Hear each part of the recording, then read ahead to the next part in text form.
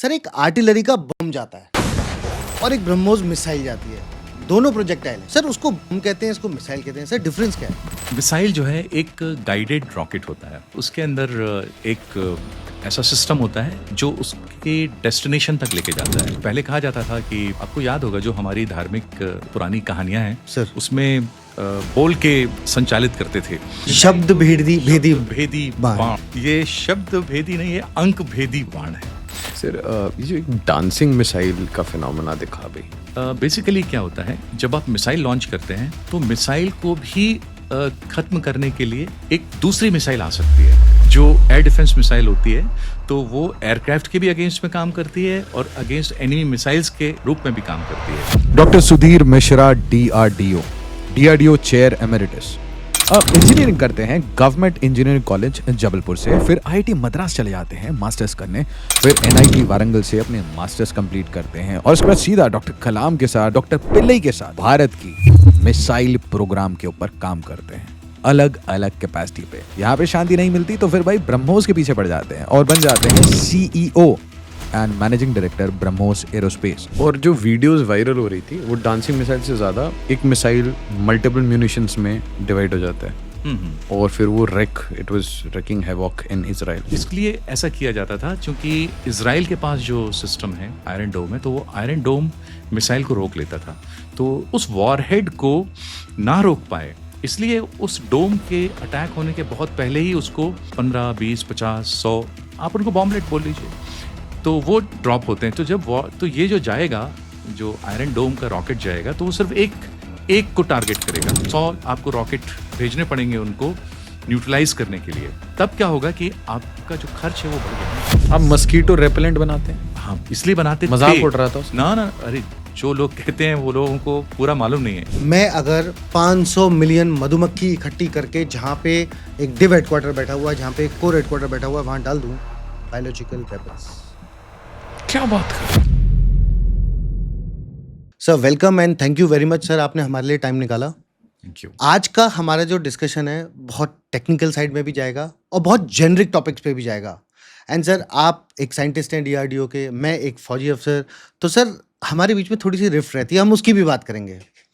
और इसको हम टेक ऑफ बड़ा स्लो करेंगे सर, क्योंकि हमारे ऑडियंसेस बच्चे हैं, तो हम और आप एक मिसाइल साइंटिस्ट हैं सर, आप पूरा इन एंड आउट समझते हैं और हमारे पास ऐसे बच्चे हैं जो अभी मिसाइल का मतलब नहीं जानते।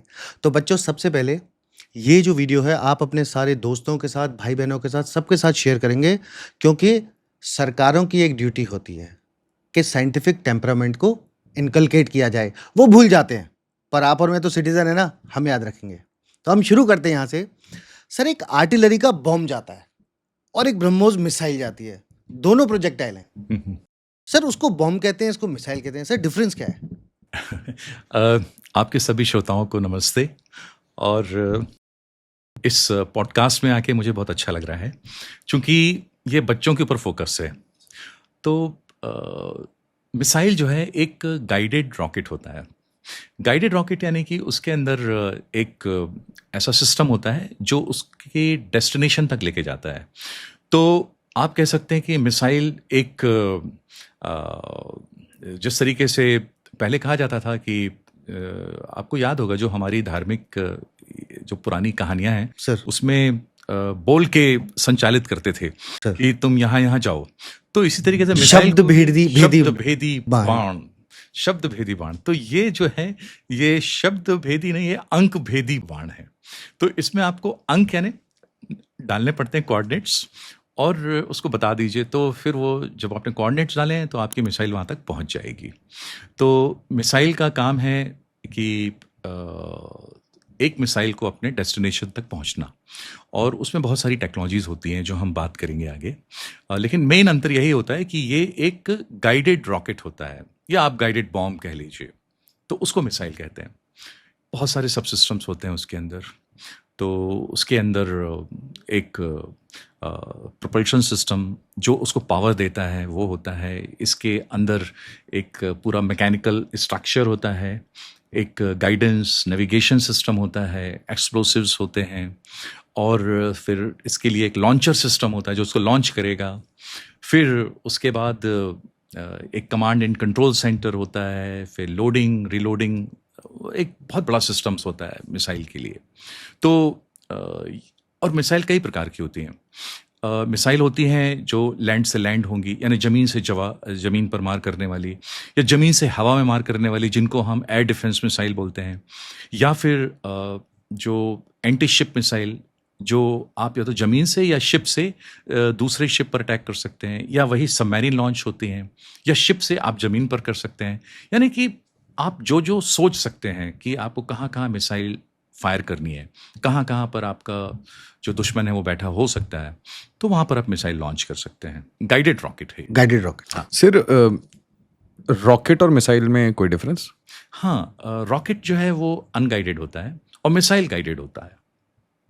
मिसाइल के अंदर गाइडेंस सिस्टम होता है, रॉकेट के अंदर गाइडेंस सिस्टम नहीं होता।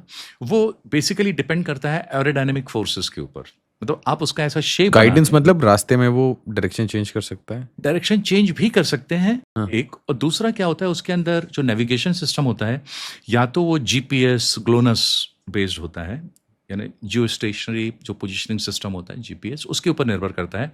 या उसके अंदर आप इनर्शियल नेविगेशन सिस्टम लगा सकते हैं, यानी कि उस कोऑर्डिनेट तक पहुंच सकता है।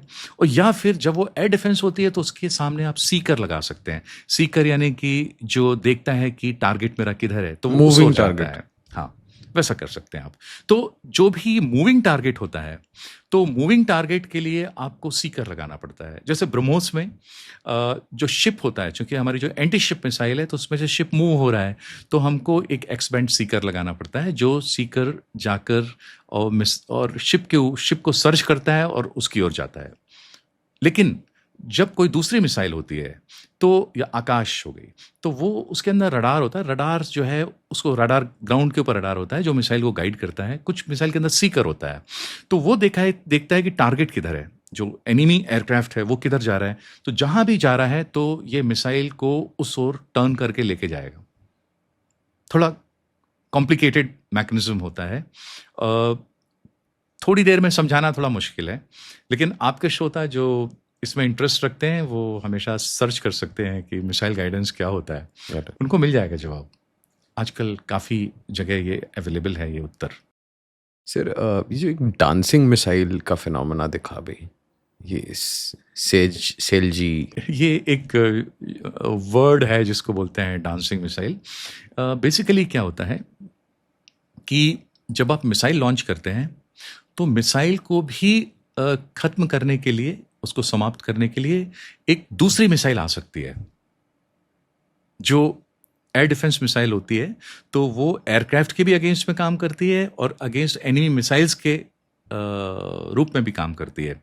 तो जब ग्राउंड में जो रडार्स होते हैं वो देखते हैं कि या तो एयरक्राफ्ट आ रहा है या मिसाइल आ रही है, तो जो रडार होता है उसको मालूम चल जाता है मिसाइल आ रही है। तो जब वो मिसाइल आ रही है तो उसके अगेंस्ट में वो दूसरी मिसाइल लॉन्च करते हैं। तो ये जो रडार होता है वो उसकी मिसाइल की एग्जैक्ट ट्रेजेक्ट्री को बता देता है कि इस मिसाइल की ट्रेजेक्ट्री ऐसी है, अभी वो इस पोजीशन पर है, 2 सेकंड के बाद वो यहाँ आएगी, 3 सेकंड के बाद यहाँ आएगी। तो इसको बीट करने के लिए जो मिसाइल को डांसिंग करा देते हैं, मतलब उसके अंदर जो एरोडायनेमिक स्ट्रक्चर जो होता है, जो उसकी विंग्स होते हैं, फिन्स होते हैं, या उसके अंदर छोटी छोटी सी मोटर्स होती हैं। मोटर्स यानी कि जो पल्स होते हैं, पल्स रॉकेट जिनको बोल सकते हैं, वो फायर कर सकते हैं। तो जब पल्स रॉकेट को फायर करेंगे आप, छोटा सा मिली सेकेंड के लिए पल्स को फायर करेंगे तो मिसाइल जब इधर चली जाएगी, फिर आप पल्स को फायर करेंगे फिर उधर चली जाएगी, फिर पल्स मोटर करेंगे तो इसको वो डांसिंग मिसाइल कहने लगते हैं। बेसिकली इंटरसेप्शन मुश्किल हो जाए, असंभव हो जाए, इसलिए उसको डांसिंग मिसाइल्स बोलते हैं। तो शायद आपने पिछले कुछ दिनों में देखा था कि ईरान ने एक डांसिंग मिसाइल भेजी थी, वो उसका आधार यही था। और जो वीडियोस वायरल हो रही थी वो डांसिंग मिसाइल से ज़्यादा एक मिसाइल मल्टीपल म्यूनिशंस में डिवाइड हो जाता है और फिर वो it was racking havoc in Israel, जो गिर रहे थे। सो एक तो ये, दूसरा द शेयर स्पीड जिससे ये मिसाइल्स आ रही थी। तो ये क्या है सर? क्या होता है कि जो वॉरहेड्स होते हैं वो बहुत अलग अलग प्रकार के होते हैं। तो कुछ वॉरहेड्स होते हैं जो जिनके अंदर सिंगल एक्सप्लोसिव है। सिंगल एक्सप्लोसिव है यानी कि एक्सप्लोसिव का वेट कुछ भी हो सकता है, 5 किलोग्राम या बल्कि मैं तो कहूँगा एंटी टैंक गाइडेड मिसाइल में तो ये लगभग 400 ग्राम 500 ग्राम भी होता है, से लेके 1000 किलोग्राम 2000 किलोग्राम तक भी हो सकता है। अब आप जो है या तो एक वॉरहेड बना लीजिए, और या फिर जो वॉरहेड होता है उसके अंदर मल्टीपल एंट्री वॉरहेड बना लीजिए जो इंजेक्टेबल MIRV होते हैं। हाँ, MIRV। तो MIRV में तो क्या होता है, वो अलग अलग टाइम पर इंजेक्ट करता रहता है, लेकिन जो अभी आपने ईरान के Cluster war में munitions, देखे, हाँ। हाँ, तो वो लगभग 2 किलोमीटर 3 किलोमीटर 5 किलोमीटर ऊपर तो ये मिसाइल आती है और वहाँ पर वॉरहेड को ड्रॉप करती है। जब वाटर ड्रॉप करती है तो जो वॉरहेड ड्रॉप होता है तो वॉरहेड जो है वो छोटे छोटे छोटे और मल्टीपल वॉरहेड्स में हो जाता है, टूट जाता है। और वो मल्टीपल वॉरहेड जब आते, इसका एक कारण था कि ये जो छोटे छोटे एक्सप्लोसिव आते हैं अलग अलग फैल के आते हैं, एक्चुअली में ये इलीगल है, लॉफुल नहीं है। तो इसलिए ऐसा किया जाता था, क्योंकि इजराइल के पास जो सिस्टम है, उनके पास जो आयरन डोम डोम है, है। हाँ आयरन डोम है, तो वो आयरन डोम मिसाइल को रोक लेता था। तो जो वॉरहेड आता था उसको रोकता था वो, तो उस वॉरहेड को ना रोक पाए, इसलिए उस डोम के अटैक होने के बहुत पहले ही उसको 15 20 50 100 छोटे छोटे उनको वॉरहेड्स बोल लीजिए, या आप कुछ भी बोल, कुछ और नाम भी दे जैसे सकते हैं। बॉम्बलेट्स वगैरह पहले बोलते बॉम्बलेट थे। बोल लीजिए आप, या बॉम्बलेट मतलब सर? सेम छोटे छोटे टुकड़े होते हैं, आप उनको बॉम्बलेट नहीं, आप उनको बॉम्बलेट बोल लीजिए। तो वो ड्रॉप होते हैं। तो जब तो ये जो जाएगा, जो आयरन डोम का रॉकेट जाएगा, तो वो सिर्फ एक को टारगेट करेगा या 100 को टारगेट करेगा। मतलब 100 आपको रॉकेट भेजने पड़ेंगे उनको न्यूट्रलाइज करने के लिए। तब क्या होगा कि आपका जो खर्च है वो बढ़ गया ना, आपकी जो इन्वेंट्री है वो एग्जॉस्ट हो रही है। क्योंकि जहां पर आपको एक रॉकेट भेज के आप न्यूट्रलाइज कर सकते थे, अब आपको 100 रॉकेट भेजने पड़ रहे हैं, 100 मिसाइल भेजनी पड़ रही हैं, तो आपकी इन्वेंट्री खत्म होती जाएगी। तो अब आप देखिए इसराइल की जो इन्वेंट्री थी आयरन डोम में, आयरन डोम तो एक डोम है, उसके अंदर भी एक कमांड कंट्रोल सेंटर है, रडार है, और उसके पास भी लॉन्चर्स हैं। तो जब वो मिसाइल ख़त्म हो जाएंगी तो फिर जितनी जल्दी ख़त्म होंगी तो उतनी जल्दी वो फिर थक जाएंगे, टायर्ड हो जाएंगे, नेगोशिएटिंग टेबल पर आएंगे। तो ऑब्जेक्टिव ये है कि एनिमी के जो डिफेंस सिस्टम्स हैं उनको एग्जॉस्ट करना, ओवरवेलम करना है। Now coming to the point, क्योंकि हमारी इंडियन मीडिया में और हम बच्चों में ऐसी बहुत सारी सोशल मीडिया में चैटर चलती है, जिसको एड्रेस करना मतलब आपसे बेटर कोई नहीं कर सकता, कि भारत इतना कैपेबल नहीं है। मतलब क्योंकि हम नए टर्म्स सुनते हैं तो क्या होता है कि ये तो हमारे पास नहीं होगा, मतलब पेसिमिज्म है इस चीज़ के ऊपर, बच्चों में होता है कि हमारे पास क्लस्टर बंकर बस्टर नहीं है, हमारे पास क्लस्टर म्यूनिशंस नहीं है, या फिर हमारे पास इतने सारे ड्रोन्स नहीं है, मतलब ऐसे डिबेट्स आते हैं। तो बस मैं आपसे एक शॉर्ट क्वेश्चन ये पूछ रहा हूँ कि डू वी हैव इट? नहीं, आपका जो क्वेश्चन है वो थोड़ा सा मिस इन्फॉर्म्ड है। भारत बहुत कैपेबल नेशन है जी, शक्तिशाली जी, ताकतवर जी, और इस समय दुनिया में जो दूसरे देश हैं वो भी इसको एक ताकतवर नेशन के रूप में देखते हैं। ये सिर्फ हम कह नहीं रहे हैं कि भारत बहुत ताकतवर है, दूसरे देश भी देखते हैं जी, कि ये बहुत ताकतवर देश है, तभी वो भारत से मित्रता करना चाहते हैं। आप सारे बड़े बड़े देश को देख लीजिए, इंक्लूडिंग चाइना, वो सारे भारत के साथ दोस्ती करना चाहते हैं। क्यों दोस्ती करना चाहते हैं? उसका कारण है कि भारत बहुत शक्तिशाली है, ताकतवर है। जहां तक बात है, आपने उन टेक्नोलॉजीज का नाम लिया कि हमारे पास ये नहीं है, ये नहीं है, वो हमारे पास सब है। ओके, हाँ, हमारे पास सब है। ओनली थिंग इज कि उसको डिमॉन्स्ट्रेशन करने की जरूरत है क्या? नहीं है। और साइलेंट पावर। हाँ, और जब भी डिमॉन्स्ट्रेट हुआ है, आप देखिए पिछले, हम तो अभी 7 मई को जी, फिर मनाएंगे 1 साल ऑपरेशन सिंदूर का। जी, तो ऑपरेशन सिंदूर में हजारों ड्रोन अलग अलग साइज के, छोटे साइज से लेके और बड़े साइज तक ड्रोन हमारे पास पाकिस्तान ने भेजे थे। उसमें से कितने हमारे जो मतलब जमीन तक पहुंच पाए, बताइए। या ये जमाना है आजकल जमाना मोबाइल फ़ोन का है। जरा सी भी घटना होती है तो लोग मोबाइल फ़ोन लेके खड़े हो जाते हैं उसकी पिक्चर लेने के लिए। आपने कितनी पिक्चर देखी जिसमें ये दिखाया गया है कि वो ड्रोन ने आके इंडियन टेरिटरी में किसी जगह को नुकसान पहुंचाया? मैंने तो नहीं देखा ज़्यादा, आपने देखे हैं? नहीं देखे। तो इसका मतलब यह है कि भारत के पास वो टेक्नोलॉजी थी जो ऑपरेशन सिंदूर में हमने पूरी दुनिया को दिखाई। और 1, 2, 5, 10 ड्रोन नहीं आए थे। पाकिस्तान के पास हज़ारों ड्रोन थे जो उसको टर्की ने, चाइना ने सप्लाई किए थे। एक रात को 500-500 ड्रोन आ रहे थे। हाँ, तो उन ड्रोन को न्यूट्रलाइज किया ना भारत ने। जी। कैसे न्यूट्रलाइज किया? यानी हमारे पास ताकत थी, तो हम रोक सकते हैं। तो- आप एक बात देखिए, इजराइल नहीं रोक पा रहा है, हम्म। रशिया नहीं रोक पा रहा है, यूक्रेन नहीं रोक पा रहा है, और भारत ने रोका। एब्सोल्युटली। तो फिर कुछ कारण होगा। तो ये मैं आपके दर्शकों के ऊपर छोड़ता हूं कि वो भारत को कितना ताकतवर समझते हैं, और हमने दिखाया ऑपरेशन सिंदूर में कि हम वाकई में बहुत ताकतवर देश हैं। Another silly question, and this comes from the viewers only. मैं ऐसी कमेंट्री देखता हूँ कि ईरान के पास, और सर मतलब this is a very genuine debate that जैसे एडवाइसेस आते हैं ट्विटर पे, आपको अंडरग्राउंड सिटी बना लेनी चाहिए, पहला आपको भी चाइना की तरह, मतलब 3-4 ऐसे बस डिबेट्स हैं। एक आपको चाइना की तरह रॉकेट फोर्स बनाना चाहिए, which is I believe is pretty serious. अगर somebody is non contact warfare में somebody इज मूविंग, तो we also should have a counter. Second is कि ईरान इजराइल वॉर में हमने देखा कि आप कितनी भी बड़ी और कितनी भी कॉम्प्लेक्स एयर डिफेंस सिस्टम या layers of air defence system बनाओ, saturation is possible with swarms of rockets, missiles, drones etcetera etcetera. और अब तो AI स्वॉर्म्स आ रहे हैं, new kind of problems. And third is कि Iran, despite all these sanctions etc is ahead of India in missiles and rockets. So how would like to qualify this? क्योंकि बच्चों के लिए इंफॉर्मेशन इज वेरी इंपॉर्टेंट, हमें कोई source ही नहीं है हमें ये सब जानने का। इसको 1 by 1 आंसर करते हैं। जी। आपका सबसे पहला प्रश्न था रॉकेट फोर्स का। तो देखिए, इस समय हमारे देश में एक थिएटराइजेशन का जो कंसेप्ट है वो इम्प्लीमेंट हो रहा है। तो वो इम्प्लीमेंट होने में शायद कुछ ही समय बचा है।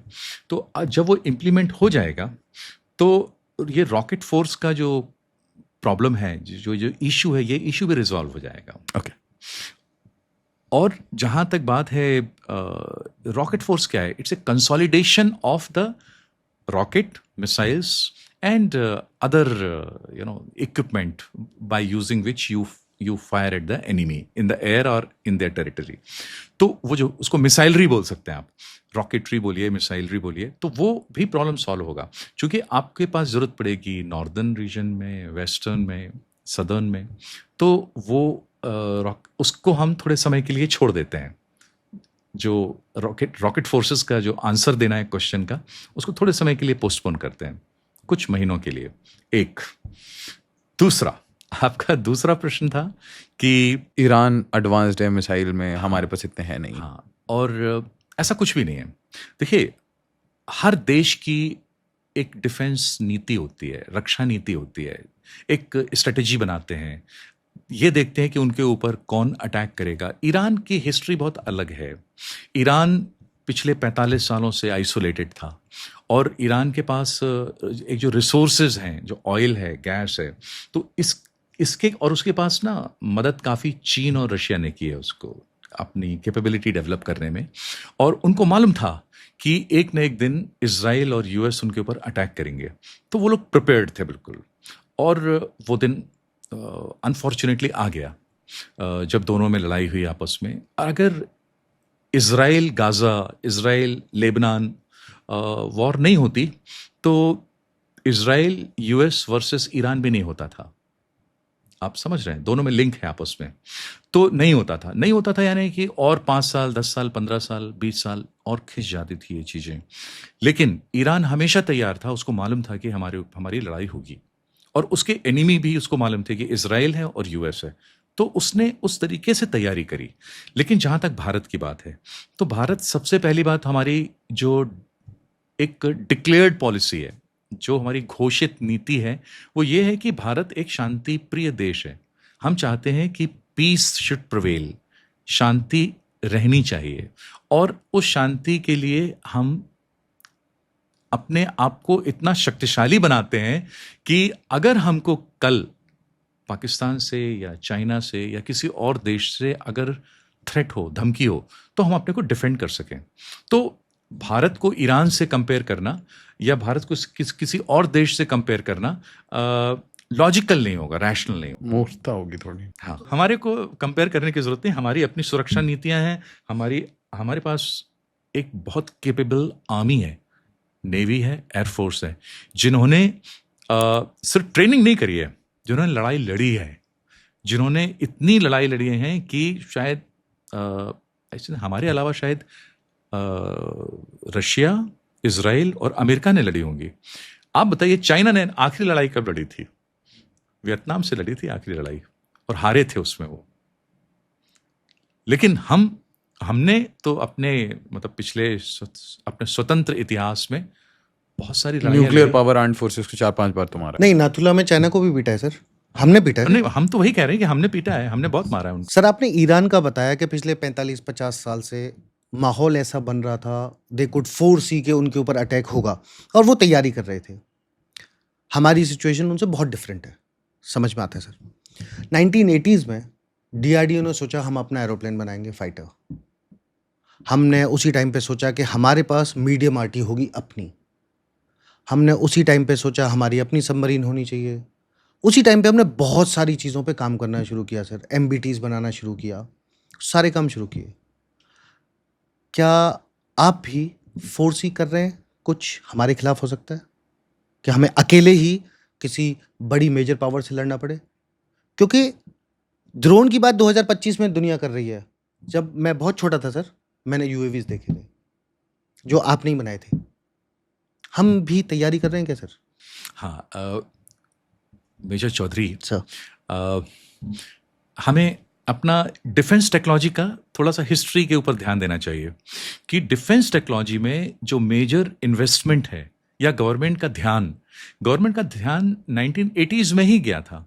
उसके पहले ना मतलब 1960 के दशक में, 70 के दशक में हम भारत में जो R&D है उसके नाम पर कुछ था नहीं, क्योंकि हमारे पास स्वतंत्रता के बाद जो भी हमारे पास था, तो हम एक सर्टिफिकेशन, चूँकि हम सभी विदेशों से खरीदते थे, तो एक इक्विपमेंट को सर्टिफिकेशन करना पड़ता था। तो उन सर्टिफिकेशन के लिए उनकी टेस्टिंग कैसे होगी, उसकी टेक्नोलॉजी डेवलप कर रहे थे या उसका नॉलेज डेवलप कर रहे थे, जो बाद में एक फाउंडेशन बन गया। जब 1980 के दशक में भारत सरकार ने कहा कि अब हमको मेजर प्रोग्राम शुरू करने चाहिए, तब उन्होंने शुरू किया। सबसे पहले किया IGMDP, integrated guided missile programme, Arjun programme, और तो ये मेजर सबमरीन प्रोग्राम, वो उसको सेपरेटली लेते हैं। तो वो सब चीज़ें तभी शुरू हुई, और शुरू होने, और तेजस जो है, तेजस की जो बेसिक टेक्नोलॉजी है वो तो हम 80s में डेवलप कर रहे थे, 90s में वो फुल फ्लैश प्रोग्राम के रूप में लॉन्च हुआ। तो ये सब हमने 80 में शुरू किया है। अच्छा, अब जब हम 80 के दशक में, हमने तो कावेरी इंजन के का भी जो प्रोग्राम था वो उसी समय लिया था 1980 के दशक में। तो हमने जो तैयारी शुरू करी 80, 90, फिर 2000, आज मैं आपको ये एक बहुत अथॉरिटी से कह सकता हूँ कि अगर हमारा देश को किसी भी मिसाइल सिस्टम को डेवलप करने के लिए कहे, यूजर्स कहें कि हमको ये मिसाइल चाहिए, तो हम जो है वो डेवलप कर सकते हैं, डिज़ाइन कर सकते हैं, डेवलप कर सकते हैं, डिलीवर कर सकते हैं। ये कैपेबिलिटी हमने अचीव की है। लेकिन ये जो कैपेबिलिटी हुई है 1980, मतलब पिछले 45-50 सालों में, तो ये कैपेबिलिटी कोई छोटी कैपेबिलिटी नहीं है, बहुत बड़ी कैपेबिलिटी है कि जब आप कहते हैं कि हम हर प्रकार के मिसाइल बना सकते हैं। हाँ, आर्म फोर्सेस की क्या ज़रूरत है वो अलग अलग हो सकती हैं, वो क्वेश्चन अलग अलग हो सकता है, लेकिन उनकी ज़रूरतों को हम पूरा ज़रूर कर सकते हैं। थोड़ा समय लगेगा, धनराशि लगेगी और वैज्ञानिकों की ज़रूरत पड़ेगी, लेकिन बन जाएगी। बेसिक टेक्नोलॉजी हमारे पास है, पहले नहीं थी। हाइपरसोनिक है मतलब? हाइपरसोनिक, अभी हमारे पास हाइपरसोनिक, अभी कुछ दिन की बात है, शायद 1 या 2 दिन पहले हमने हाइपरसोनिक ग्लाइडर लॉन्च किया है। सेकंड फ्लाइट थी और इट हैज़ बीन सक्सेसफुल, सफलतापूर्वक उसका परीक्षण हो गया है। आप क्रूज की बात कर रहे हैं? क्रूज में आप बोल रहे हैं all powered cruise missile hypersonic, उसमें टाइम लगेगा, उसमें समय लगेगा। वो मैं इसलिए कह रहा हूँ समय लगेगा क्योंकि उसका जो बेसिक टेक्नोलॉजी है वो हमने ऑलरेडी टेस्टिंग कर लिया। बेसिक टेक्नोलॉजी बेसिकली इंजन की होती है, तो वो इंजन की लगभग 550 से 600 सेकेंड का जो ड्यूरेशन का हमने इंजन टेस्ट किया था, लगभग शायद एक साल 13-14 महीने पहले किया था टेस्ट। तो उसका वीडियो भी डीआरडीओ जी, ने जी, दिखाया है जी। सबको। तो वो जो डेवलप हो गया, तो अब वो जो इंजन डेवलप हो गया है, तो इंजन के साथ जो मिसाइल बननी है वो तो हम लोगों को मालूम है। तो शायद 2-3 साल बाद मिसाइल जरूर बन जाएगी। तो ये जो बैलिस्टिक है सर, नहीं, ये बैलिस्टिक क्रूज ये तो मिसाइल क्रूज है, हाँ। बट जब बैलिस्टिक हिट करती है अपने टारगेट को, तो क्या वो हाइपरसोनिक स्पीड्स पे होती है? हाँ, वो तो देखिए बहुत सारी मिसाइल हाइपरसोनिक स्पीड पर होती हैं। जो जितनी भी एयर डिफेंस मिसाइल है, मतलब आकाश मिसाइल है या आप LRSAM है, long range surface to Surface air to air, missile, सारी एयर डिफेंस मिसाइल को तो हाइपरसोनिक रीजन में जाना ही पड़ता है, क्योंकि आपका एयरक्राफ्ट जो है वो सुपर हाई स्पीड में। सुपरसोनिक है, हाँ, हाँ। 2-3 मैक पड़ रहा है। हाँ। तो जब 2-3 मैक पड़ रहा है, तो आपकी जो मिसाइल है उससे कम से कम 3 टाइम्स फास्टर होनी चाहिए, तभी आप उसको एंगेज कर सकते हैं। ऑब्वियसली। तो वो 7-8 मैक पे तो जाएगा ही जाएगी मिसाइल। सारी मिसाइल होती हैं 7-8 मैक की। जो अग्नि आती है तो लगभग वो तो 20-25 मैक की होती है। तो वो जो इम्पैक्ट हमें दिख रहा था, वो बेसिकली बैलिस्टिक मिसाइल का इम्पैक्ट दिख रहा कहाँ पर? था इजराइल पे। हाँ, वो जो आप देख रहे थे वो बैलिस्टिक मिसाइल का था। देखिए थोड़ा सा अंतर, क्योंकि आपने कहा स्टूडेंट्स हैं, स्टूडेंट्स हैं, audience, हाँ, थोड़ा थोड़ा सा उसको समझना पड़ेगा। तो जो उसके अंदर जो रॉकेट्स हैं, तो रॉकेट के अंदर एक प्रोपल्शन सिस्टम है। तो जब आप उसको लॉन्च करते हैं, तो मैं ऐसा मान के चल रहा हूँ कि हमारे जो व्यूअर्स हैं उनको न्यूटन का थर्ड लॉ मालूम है। न्यूटन का थर्ड लॉ होता है कि reaction against action equal and opposite direction. तो वो होगा। तो जब आप लॉन्च करते हैं, तो जो रॉकेट है वो उस जो चूंकि वो रिवर्स डायरेक्शन में उसमें से जो फ्लेम निकल रही है रॉकेट का जो एग्जिट है, तो आगे बढ़ेगी मिसाइल। तो आगे बढ़ेगी, अनगाइडेड है, तो आप उसका जो शेप होता है वो ऐसा बनाते हैं कि वो एक पर्टिकुलर जगह जाके गिरे। जी रॉकेट हो गया। जी। फिर आप बनाते हैं उस रॉकेट को अगर आपने गाइडेंस लगा दिया, सीकर लगा दिया, तो फिर वो एक प्रकार से गाइडेड मिसाइल हो जाती है जो टारगेट की तरफ जाती है। एयर डिफेंस मिसाइल हो गई, और वो ना तो क्रूज होती है ना बैलिस्टिक होती है। ठीक है, वो एक गाइडेड मिसाइल है जो चूंकि वो आपने कहा ना डांसिंग वाली, तो ऐसे ऐसे करके वो टारगेट के ऊपर जाएगी, उसको मारेगी। तीसरी हो जाती है बैलिस्टिक मिसाइल।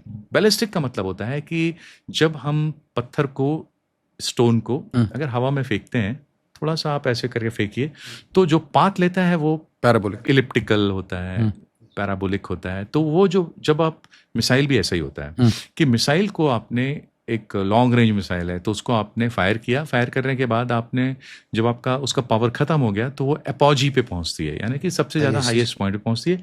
उसके बाद फिर फ्री फॉल होता है मिसाइल का। तो जो फ्री फॉल होता है वो भी आप कैलकुलेट कर चुके होते हैं, चूंकि एरोडायनामिक शेप है उसका, तो आपको पता होता है कहाँ पर गिरेगी वो।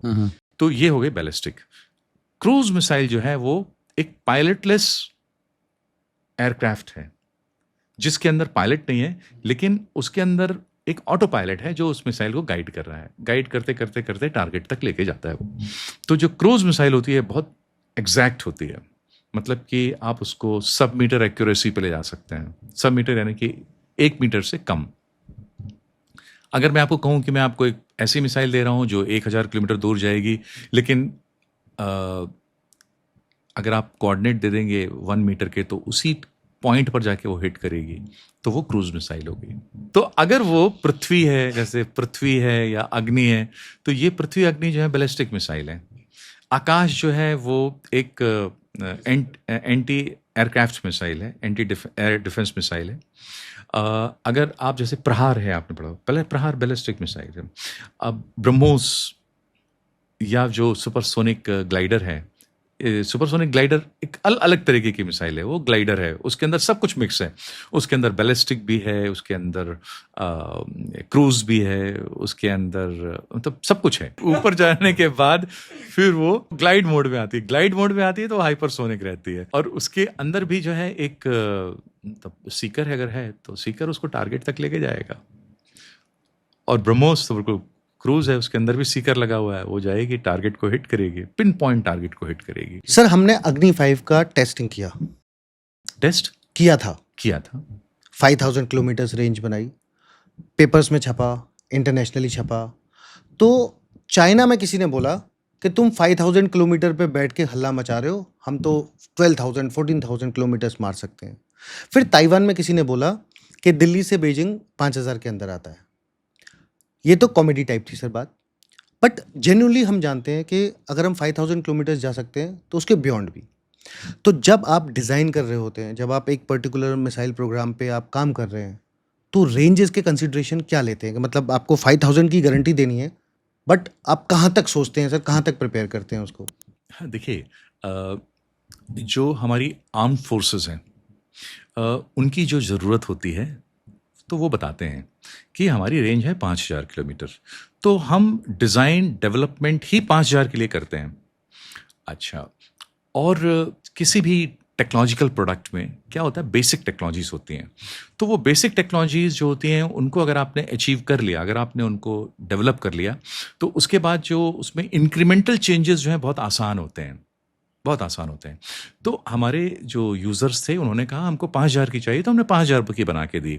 और जहाँ 5000 क्यों, अगर मैं एज ए यूज़र सोचूं तो मैं आपको ये कहूँगा कि चूंकि मेरे सारे जिनसे मुझे डर है, जो मेरे एडवर्सरी हैं, वो सिर्फ 5000 के अंदर कवर होते हैं। मुझे 5000 से ज़्यादा की ज़रूरत नहीं है।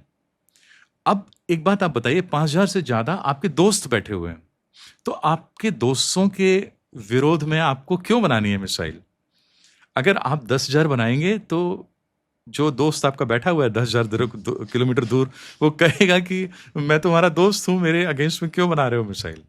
तो ये ज़रूरत नहीं है। हमारी 5000 में हमारे सारे मतलब जो इंटरेस्ट हैं वो कवर हो कवर जाते होते हैं। हैं।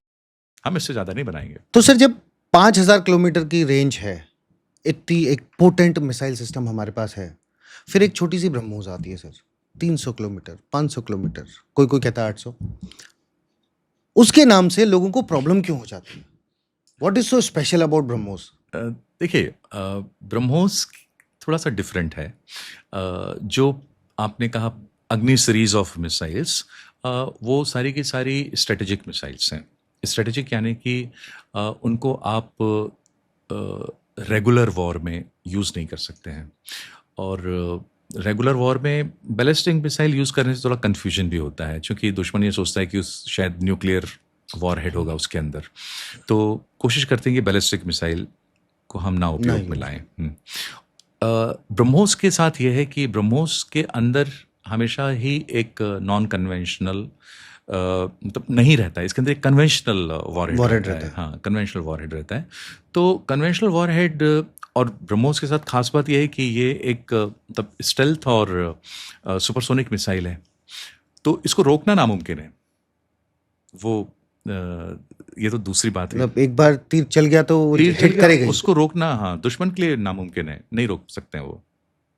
तीसरी बात है कि इस मिसाइल चूंकि ये सुपरसोनिक है, अपने टारगेट में बहुत जल्दी पहुंच जाती है, पिन पॉइंट एक्यूरेसी है, और ये मिसाइल मल्टीपल टारगेट्स को एंगेज कर सकती है। ये लैंड टारगेट को एंगेज कर लेगी, सी टारगेट को एंगेज कर लेगी। इसकी जो ट्रेजेक्ट्री है ये बड़ी अनप्रडिक्टेबल है। ये टॉप अटैक हो सकती है, साइड अटैक हो सकती है। It's like a surround system, पीछे से आ सकती है, सामने से आ सकती है, कुछ भी कर सकती है। तो इसीलिए वो ब्रह्मोस मिसाइल से थोड़ा सा लोग डरते हैं।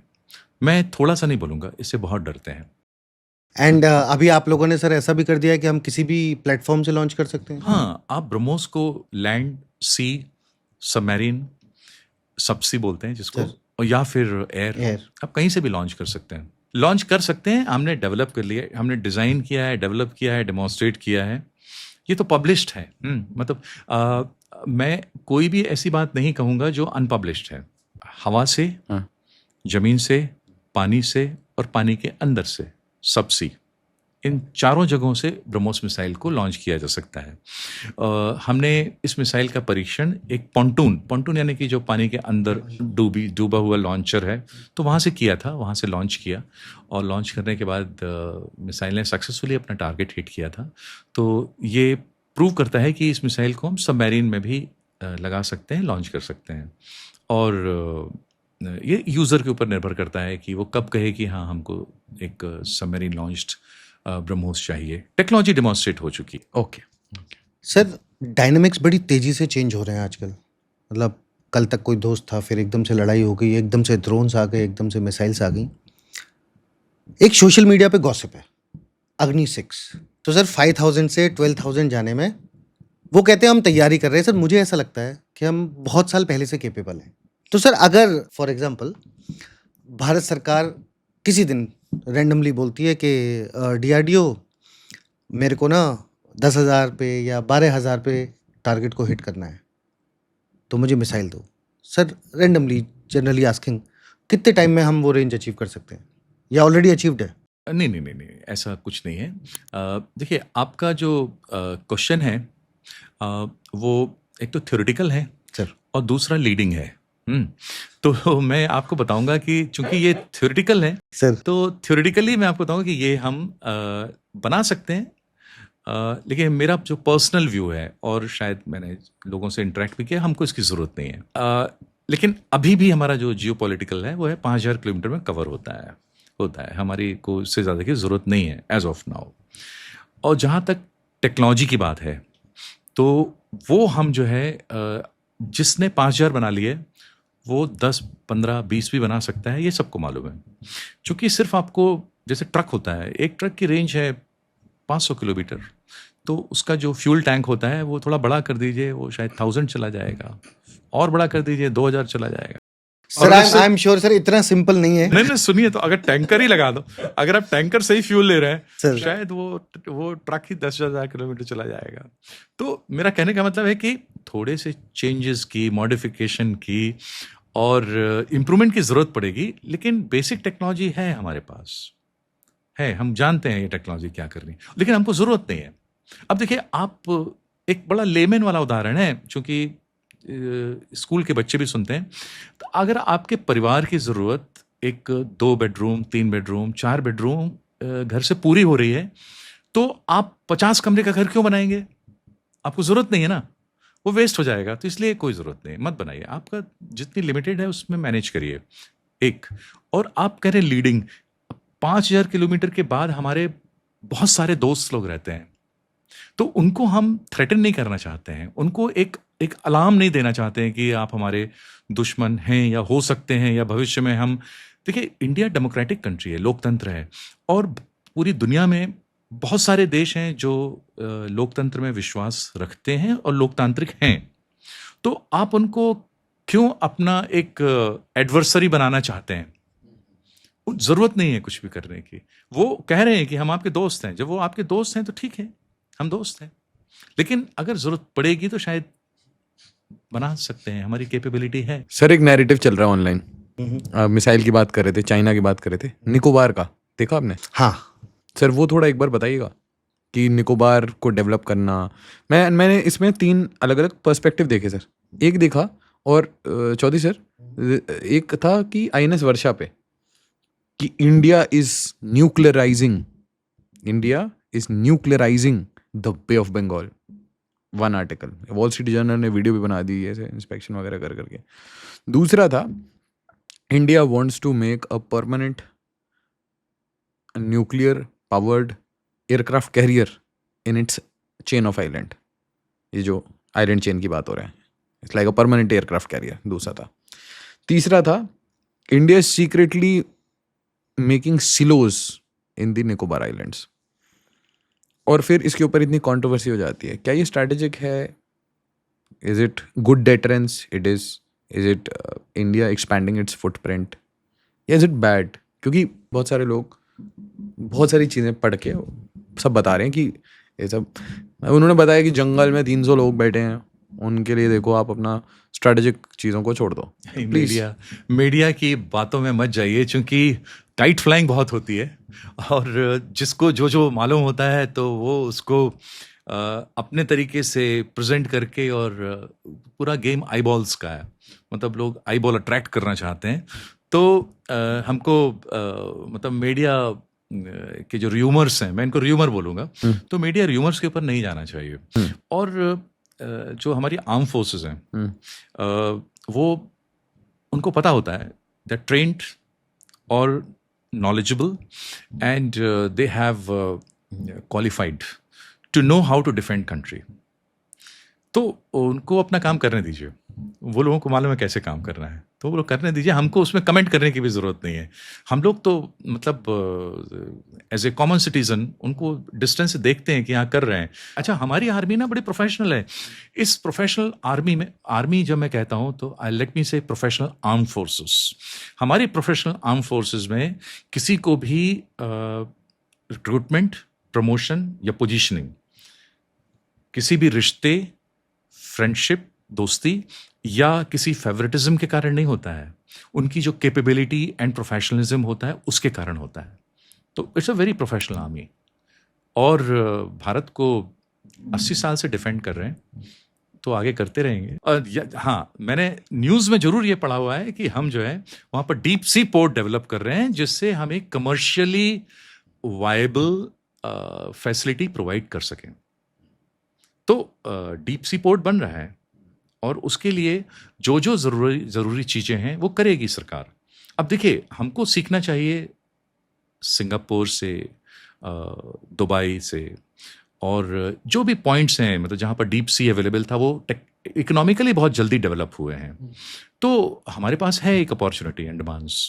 पहले हमको दूर लगता था, दूर इसलिए लगता था क्योंकि शायद एक फिजिकली हम दूर मानते थे, लेकिन जब से शिपिंग लाइंस, एयरलाइंस अच्छी हो गई हैं, बढ़िया रिलायबल, डिपेंडेबल हो गई हैं, तो पास लगता है। एक जमाने मैं एक बार गया था अंडमान, तो वहाँ पर जो कॉमन सिटीजन्स हैं वो बता रहे थे कि सर पहले ना 1 महीने में एक बार सप्लाई शिप आता था। उस सप्लाई शिप में जो होता था हम लोग सिर्फ वही खा पाते थे। अगर साबुन आ गया तो यूज़ कर लिया, नहीं तो बगैर साबुन के रहते थे। लेकिन अब दर्जनों फ्लाइट्स हैं मेनलैंड से अंडमान की, और जो आप अंडमान गए हैं, अंडमान निकोबार इतना तेजी से डेवलप हुआ है, इतना तेजी से टूरिज्म के लिए डेवलप हुआ है। अगर वो टूरिज्म के लिए डेवलप हो सकता है तो इकोनॉमिक डेवलपमेंट, जो एक पोर्ट बिजनेस होता है, वो भी हो सकता है। तो वो हो रहा है, तो उसको होने देना चाहिए। और जब भी कुछ डेवलपमेंट होता है तो जो वेस्टेड इंटरेस्ट होते हैं, जो लोग इंडिया को अपोज करते हैं, चाहे वो इंडियन हो चाहे फॉरेनर्स, कई बार हम ना बड़े इनोसेंटली जो है वो इंडिया के अगेंस्ट में चले जाते हैं, या हम इंडियन इंटरेस्ट के अगेंस्ट में चले जाते हैं। तो हमको जो इनोसेंटली जो जा रहे हैं वो थोड़ा सा, तब उस इनोसेंस को हमको विजडम में कन्वर्ट करने की ज़रूरत है। सर, आपने बड़ी अच्छी बात की कि सिंगापुर जैसे देश है, उनसे हमें कुछ चीज़ें सीखनी चाहिए डीप सी पोर्ट्स को लेके। इनफैक्ट मनीला, ताइवान, अगर वहाँ से भी सीखना है तो आपको निकोबार में ऐसा पोर्ट चाहिए जहाँ से हमारी शिप आराम से जा सकें, और जो हमें पसंद नहीं करता उसकी जब ज़रूरत पड़े तो हम रोक सकें, तो वो हमें चाहिए। एक मैं आपको एक बात जरूर कहना चाहूँगा कि हम हमेशा कुछ ज़्यादा पढ़ने की कोशिश करते हैं, मतलब we try to read much more than the reality, कि अगर ऐसा है तो ऐसा होगा, हम ये कर देंगे। आजकल मीडिया का ज़माना है, तो सारे वाइज लोग अपनी बातें बहुत अच्छे से प्रेजेंट करते हैं, लेकिन मैं आपको बस एक ही बात बताऊंगा कि ये ना बड़ा जो डिफेंस टेक्नोलॉजी, या आई विल नॉट से defence technology, protecting the nation is a professional job, और हमारे पास हैं प्रोफेशनल लोग, वो कर रहे हैं अपना काम। We are 140 crore plus nation, and for us the most important thing is a economic development. So if you see right from our prime minister to the local administration, तो जब भी एक economic development की बात आती है तो they come out and try to support the initiative. If the initiative is from a private company, government company or anything, तो सारे लोग जो है इकोनॉमिक डेवलपमेंट को सपोर्ट करते हैं। वो इसलिए सपोर्ट करते हैं क्योंकि उनको मालूम है कि हमको 140 करोड़ लोगों को देखना है। अच्छा, अब जब बात आती है किसी भी कंट्री को अगर देखना है तो सबसे पहला होता है इकोनॉमिक डेवलपमेंट, इकोनॉमिक सिक्योरिटी। दूसरा आता है आपकी इंटरनल एंड एक्सटर्नल सिक्योरिटी। ठीक है, ये 2 मोस्ट इंपॉर्टेंट थिंग। फिर बाकी सब चीज़ें भी आती हैं, लेकिन वो थोड़ा सा मतलब आपको 3rd, 4th, 5th पोजीशन वहाँ पर रख सकते हैं। तो हमारे देश की जहाँ तक बात है तो economic development and peaceful coexistence has been our declared policy right from the day 1 of our independent nation. तो हम इसकी बात जो है, आपको याद होगा ना, नॉन अलाइन मूवमेंट तो हम ही ने शुरू किया था। NAM, नेम हाँ हमने किया था हमने शुरू किया। स्ट्रेटेजिक ऑटोनॉमी, हाँ, हम उसके फाउंडर मेंबर थे। ठीक है। और जब बात आ जाती है इकोनॉमिक डेवलपमेंट की, देखिए आप ये ले लीजिए, स्को ले लीजिए, या फिर ब्रिक्स ले लीजिए, या बाकी और भी जितने भी हैं वो ले लीजिए, वो सारे के सारे उसमें इकोनॉमिक डेवलपमेंट की बात सबसे पहले आती है। हम बात करते हैं ट्रांसपोर्टेशन की, नए नए रूट्स खोजने की जिसमें प्रोग्रेस हो सके। तो आई थिंक जो वॉल स्ट्रीट जर्नल और जो वेस्टेड इंटरेस्ट हैं, वो हमेशा हर इनिशिएटिव को कंट्रोवर्शियल बनाना चाहते हैं। जिसमें कंट्रोवर्सी हो, तो इंडिया डेमोक्रेटिक नेशन है, जब कंट्रोवर्सी होगी तो लोग अब कुछ सपोर्ट करेंगे, कुछ अपोज करेंगे, तो जो अपोज करेंगे तो उनको और हाईलाइट करेंगे। अरे हमारे देश में तो जो डैम बनता था उसका भी अपोजिशन होता है, कलपक्कम का भी होता था, कलपक्कम का भी होता है, जिसके लिए तो जो energy deficient nation, India is a energy deficient nation. तो मैं इसी तरीके से आपसे पूछ रहा था कि स्टरलाइट कॉपर पे प्रोटेस्ट होते हैं, हाँ, मिश्रा सर उसी तरीके से कलपक्कम के पीछे पड़ते हैं, उसी तरीके से एक स्ट्रेटेजिक प्रोजेक्ट कार निकोबार उसके भी पीछे पड़, उसके भी पीछे पड़ते हैं। हाँ, तो नहीं आशीष, तुम्हें इसमें नॉलेज कम है एंड आई एम श्योर ये बात तो सर को भी नहीं पता होगी। हाँ। आप जब एक हाइडल पावर प्रोजेक्ट बनाते हैं, ठीक है, बड़े बड़े नेता इस बात को बोलते हैं, बड़े बड़े पॉलिटिशियंस वो बोलते हैं कि अगर आप पानी में से बिजली निकाल लोगे तो बचेगा क्या। सर जब वॉरफेयर की बात करते हैं तो एक बड़ा इंपॉर्टेंट चीज़ होती है, मतलब ठीक है हमारे पास वेपन सिस्टम्स हैं, we can hit far, we can hit very precise, है ना सर, वो सब अच्छी बात है, लेकिन एक बहुत इंपॉर्टेंट चीज़ होती है सर अर्ली वार्निंग। और अर्ली वार्निंग आज की डेट में स्पेशली टेक्नोलॉजी के बिना तो है ही नहीं। हम BFSRs की बात करते थे sir, battlefield surveillance radars की। अभी we have graduated to Rohini. Sir उसके बारे में बताइए, रोहिणी 3D रडार सिस्टम क्या है सर, क्या एडवांटेजेस हैं, एंड वो थॉट इंसेप्शन हुआ कैसे सर? हाँ, देखिए आप जहाँ तक आपने बात की है रोहिणी की, तो हम रोहिणी पर रुके नहीं हैं। सर रोहिणी के बाद भी जो रडार्स हैं 800 किलोमीटर 1000 किलोमीटर रेंज के, वो भी डेवलप हो चुके हैं सर। और डिप्लॉयड हैं ऑलरेडी। ये ना ये पब्लिश्ड इंफॉर्मेशन है। सर जहाँ तक बात आती है और भी लॉन्गर रेंज सर 2000 5000, तो वो भी टेक्नोलॉजी तो अवेलेबल है। सर तो मुझे आज या कल वो ज़रूर डिप्लॉय होंगे, मुझे विश्वास है। सर जहाँ तक बात की आपने कि प्रोटेक्शन, रडार तो एक एलिमेंट है प्रोटेक्शन का। सर रडार आपको बताता है कोई भी चीज़ अगर हवा में है, हमारी बॉर्डर के उस पार से आ रही है, तो उसको उसकी क्या दिशा है, कहाँ पर जाएगी वो, और उसके लिए आपको ज़रूरत पड़ती है very long range, very long range radar 5000 kilometre तक की। तो वो रडार लगते हैं और लगे हुए होंगे शायद। और उससे आपको पता चलता है कि किस तरीके का एयर डिफेंस। एक मैं आपको उदाहरण दूं सर।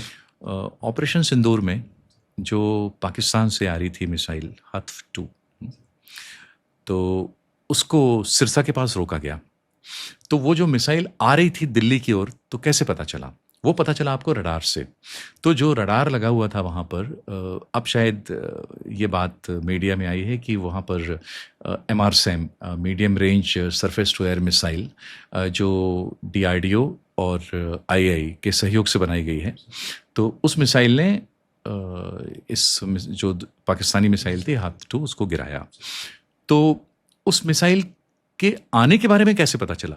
उस मिसाइल को आने के बारे में पता चला कि जो वहाँ पर रडार लगा हुआ है, MFAR बोलते हैं, तो वो उस रडार ने बताया कि हाँ ये मिसाइल आ रही है। फिर उसके बाद जो मिसाइल का कोई कोऑर्डिनेट्स थे, ट्रेजेक्ट्री थी, डायरेक्शन था, उसको रडार ने कैलकुलेट किया, मिसाइल लॉन्चर को दिया, मिसाइल को दिया, और फिर मिसाइल फायर हुई और उसने उस मिसाइल को गिरा दिया। सर तो ये जो MRSAM है, ऐसी कई बार हमको और भी ज़्यादा मिसाइल्स की ज़रूरत है जो ऑलरेडी डिप्लॉयड हैं, और उन रडार्स की भी ज़रूरत है जो लॉन्ग रेंज हों, वेरी लॉन्ग रेंज हों।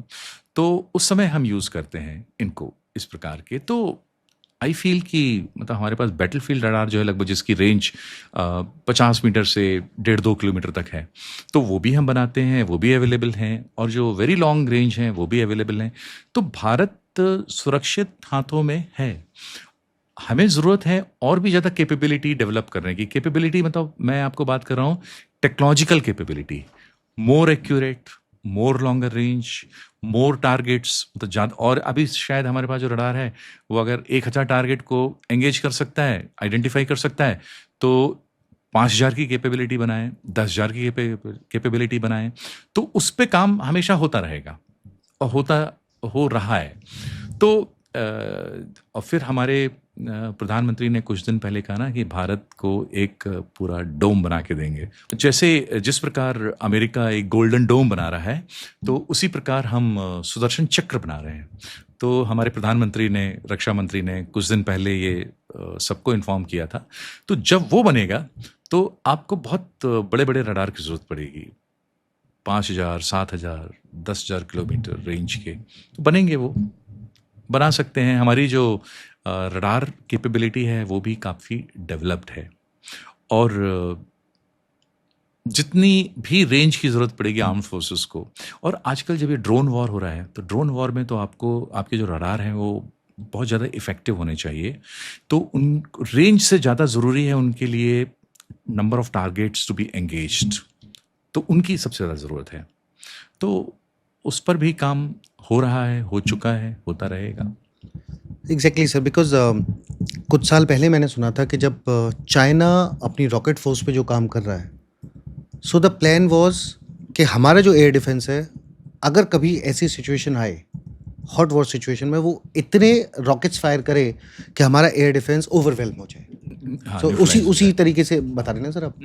मैं उसी तरीके से बता रहा हूँ कि ये बात हमको बहुत अच्छे से मालूम है कि जो सिस्टम और वेलिम या सिस्टम को इतना ज़्यादा सेचुरेट कर दो Saturate कर दो। कि वो एक्चुअल ना बता पाए, या हमारी इन्वेंट्री को एग्जॉस्ट कर दो, तो वो सब चीज़ें मालूम है, और उनको कंसिडर करते हुए ही वी आर वर्किंग, काम हो रहा है उस पर। सर एक बात चली थी कि सर्विलेंस की, जैसे हम बात कर रहे हैं, तो उसी में कि कुछ साल पहले आया कि अमेरिका में जो सैटेलाइट इमेजरी है, लाइव सैटेलाइट इमेजरी, वो ऐसी है कि जो जैसे फौजी हम नेम प्लेट्स पहनते हैं, नेम टैब्स होते हैं, तो वो नेम टैब से आपका नाम पढ़ सकते हैं।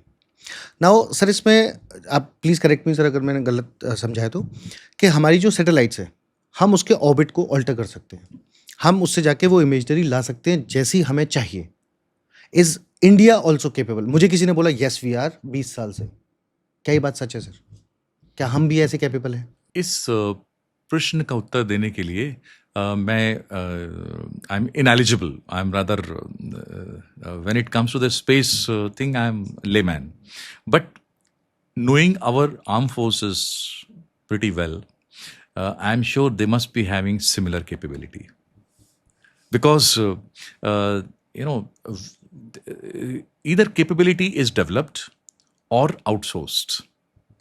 So I'm sure they must be having this capability. अगर ऑडियंस को नहीं पता तो मैं बता दूं, एक कैपेबिलिटी होती है सर्विलेंस एंड टारगेट एक्विजिशन। ये साइमल्टेनियसली होता है। अभी जब सर एक्सप्लेन कर रहे थे, सर ने बताया कि हमारे रडार पकड़ता है कि दुश्मन ने हमारे ऊपर कुछ मिसाइल फायर किया, फटाफट से कैलकुलेशन होता है, उसकी पूरी ट्रेजेक्ट्री, उसका टारगेट सब हमें पता चल जाता है, एंड हमारा एयर डिफेंस सिस्टम एक्टिवेट हो जाता है एंड मिसाइल फायर हो जाता है। नाउ सर, ये एआई एज है, एआई की हम बातें कर रहे हैं, ह्यूमन इंटरवेंशन इसमें है ही नहीं ऑलमोस्ट। सब कुछ एआई पे आ रहा है, एआई गलती भी कर सकता है। Now sir, where do you see it? जिस तरीके से हम एआई हर जगह पे डालते जा रहे हैं, और ये पूरा एआई सिस्टम है सर, कहीं ऐसा तो नहीं कि हम ऑब्सलीट हो जाएं और एआई ही अपने आप लड़ाई कर रहा हो दोनों तरफ से? ना ना ना ना, मैं आपके ऑडियंस को ये बताना चाहूँगा कि एआई एक आम जनता के लिए एक नई बात है, लेकिन इसको एआई शब्द भी शायद नया आया है, लेकिन जहाँ तक एआई कैपेबिलिटी की बात है तो वो पिछले 30-40 सालों से रही है, 30-35 सालों से तो रही ही है। पहले हम उसको एक्सपर्ट सिस्टम बोलते थे, आज जो है वो एआई टूल्स, क्लाउड, और बाकी जो एडवांस्ड प्रोडक्ट्स हैं उसमें आ गया है। तो एआई का काम अलग है और एआई का रोल भी बिल्कुल अलग होता है। तो जहाँ तक बात आती है ईडब्ल्यू सिस्टम्स के लिए, Sir. तो AI would make it faster. AI would make the system faster, to run faster. But the decision, sometime you can outsource the decision to your system also. And एक word होता है hallucination. Sometime AI hallucinate also. लेकिन तो जो ये जो है hallucination है, तो कोशिश की जाती है कि वो ना करे सिस्टम, AI बेस्ड सिस्टम। तो AI बेस्ड सिस्टम जो है वो का ईडब्ल्यू में इतना ज़्यादा अभी इंटरवेंशन हुआ नहीं है, होगा। अभी AI system basically it is for the commercial applications, defence में भी आ रहा है, but not up to the level कि you hand over the decision making to the AI. नहीं, इतना नहीं हुआ है और शायद होगा। Let the technology become matured, हाँ, तब शायद हम इसको हैंड ओवर कर पाएंगे। लेकिन एक्चुअली मैं अगेन फिर मैं कहना चाहता हूँ कि हर टेक्नोलॉजी के बारे में लोग जब उसको डिस्क्राइब करते हैं तो उसको थोड़ा सा कई बार उसको रोमांटिक बताते हैं, कई बार उसको डेंजरस बताते हैं, डेंजरस फॉर द ह्यूमैनिटी, और कई बार उसको बता देंगे कि मतलब it is a solution for all the problems, या कभी बता देंगे कि एआई से ह्यूमन बींग्स का एग्जिस्टेंस ही ख़त्म हो जाएगा। तो ऐसा कुछ नहीं है, ऐसा कुछ नहीं होगा। ये न्यू टेक्नोलॉजी है और इस टेक्नोलॉजी को हमको राइट तरीके से अप्लाई करना है, प्रोडक्ट डेवलप करने हैं, एप्लीकेशंस डेवलप करने हैं, जिससे हमारी इफ़िशिएंसी बढ़ सके। और ह्यूमन बींग्स की एक खास बात है रिप्रोडक्टिबिलिटी, टू रिप्रोड्यूस इटसेल्फ, तो वो नहीं है, वो नहीं हो सकती, मशीन्स में नहीं हो सकती, not possible. It can think but उसको फिजिकल फॉर्म में जो है it can not reproduce, possible नहीं है अभी। और बस यही बताऊंगा कि ये कोई भी टेक्नोलॉजी से डरने की ज़रूरत नहीं है, उसका राइट उपयोग करिए, उसको राइट जगह राइट एप्लीकेशन बनाइए, it will help you to improve your efficiency. Sir अभी आप वो बता रहे थे एयर डिफेंस, हाँ, तो मतलब हम ऐसे बोलते हैं ना, multi layered, multi tier, multi-layered, हाँ। इंटीग्रेटेड, ये सारी वर्ड्स तो हम मतलब जार्गन्स यूज करते हैं सिविल सर्वेंट्स वाले, थोड़ा समझाइए ना सर। तो हमने क्या किया हुआ है कि या किसी भी कंट्री को एक अगर सपोज करिए, तो हमने इसको, let me put it up in an another way. When it comes to air defence, तो the targets are of different kind. Sometime the targets are drone, कई बार शॉर्ट रेंज मिसाइल्स, कई बार बैलिस्टिक मिसाइल्स, कई बार aircraft हो गए, helicopter हो गए, या फिर ट्रांसपोर्ट एयरक्राफ्ट हो गए, ये अलग अलग होते हैं टारगेट्स। तो इनके लिए आपको इनकी रेंज भी अलग अलग होती है। जो ड्रोन है वो हो सकता है 2 किलोमीटर दूर से फायर हो, 5 किलोमीटर दूर से फायर हो।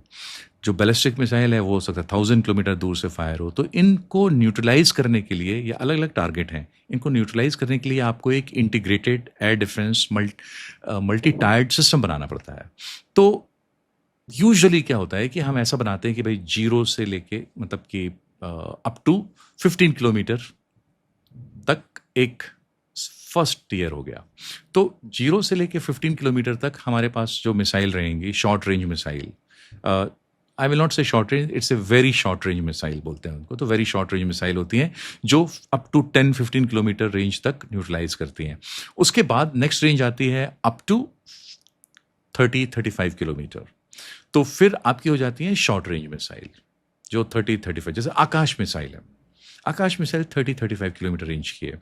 जहाँ तक बात है आकाश मैंने कहा 10 एब्सोल्युटली किलोमीटर, इंडिजिनस, हाँ absolutely 100%।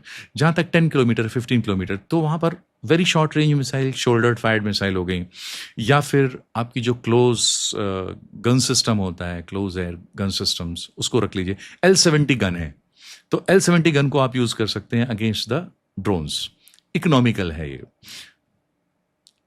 L70 gun 25-30 kilometre range में भी काम करेगी, लेकिन अप टू द लिमिटेड एक वेरी मतलब in a very specialised manner, very simple manner.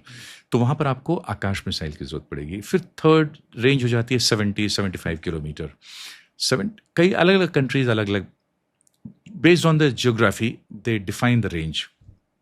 हमने 70 किलोमीटर बनाया हुआ है। तो 70 किलोमीटर में long range surface to air missile LRSAM जिसको बोलते हैं, या LRSAM नेवी बोलती है, एयरफोर्स बोलती है MRSAM, आर्मी भी बोलती है MRSAM। तो फिर वो 70-80 किलोमीटर, उसके बियॉन्ड जो है 150 किलोमीटर 200 किलोमीटर, तो हमारा जो S-400 सिस्टम है उस तरीके की मिसाइल्स होती है जो उनको हैंडल करता है। तो उसकी तो ये जो है मल्टी लेयर्ड। कुशा भी बना रहे हैं? कुशा भी बना रहे हैं। तो कुशा की रेंज जो है वो मतलब कुशा और S-400 क्या मतलब? Similar kind of reverse engineer कर रहे हैं? ना ना ना ना ना, कुशा कंप्लीटली इंडिजिनस है। S-400 रशियन सिस्टम है, कोई जॉइंट वेंचर नहीं है, कोई कोऑपरेशन नहीं है, ये कंप्लीटली इंडिजनाइज सिस्टम है। कुशा नाम है उसका। Not a copy? No no, not a copy, not a TOT कुछ? नो, कोई TOT ना, तो ट्रांसफर ऑफ टेक्नोलॉजी है, ना ही जॉइंट वेंचर है। अब देखिए, ये एक मिस इन्फॉर्मेशन डिबंक क्या किया है एक बंदे ने। कुशा S-400 2 कैनिस्टर लगाए, बोले सेम। ना वो तो प्रोपेगेंडा नैरेटिव चलाते हैं वो लोग। देखिए, मैं आपको यहाँ एक बात बताना चाहूंगा कि जो इंडियन माइंड्स हैं उनको हमेशा नीचा दिखाने की कोशिश होती है कि जो भारत के अंदर है वो बेकार है, बेकार लोग हैं, मतलब यहाँ पर लेफ्ट ओवर लोग रह गए हैं, छोड़ जाओ। जो भारत से विदेश चले गए हैं वो सबसे इंटेलिजेंट लोग हैं। जबकि ऐसा कुछ नहीं है, ऐसा नहीं है। भारत के अंदर भी बहुत सारे इंटेलिजेंट लोग हैं, भारत के बाहर भी बहुत बेवकूफ लोग हैं। तो दोनों बातें ठीक हैं। और जहाँ तक बात है कुशा की, तो कुशा तो आपको मिलेगी 1 साल 1.5 साल में, वो शायद रियलाइज होकर डिप्लॉय भी हो जाएगी। अभी कुछ देखा होगा ना आपने, अखबारों में भी पढ़ा होगा, न्यूज़पेपर में आया। देखिए, अब मैं आपको एक बात बताना चाहता हूँ, शायद मेरे को आउटसेट में बतानी चाहिए थी, कि मैं आपको कोई भी अनपब्लिश्ड सीक्रेट इन्फॉर्मेशन नहीं दे रहा हूँ। मैं आपको सारी पब्लिश्ड इन्फॉर्मेशन दे रहा हूँ, सब पब्लिक डोमेन में जो है वो सारी बातें बता रहा हूँ।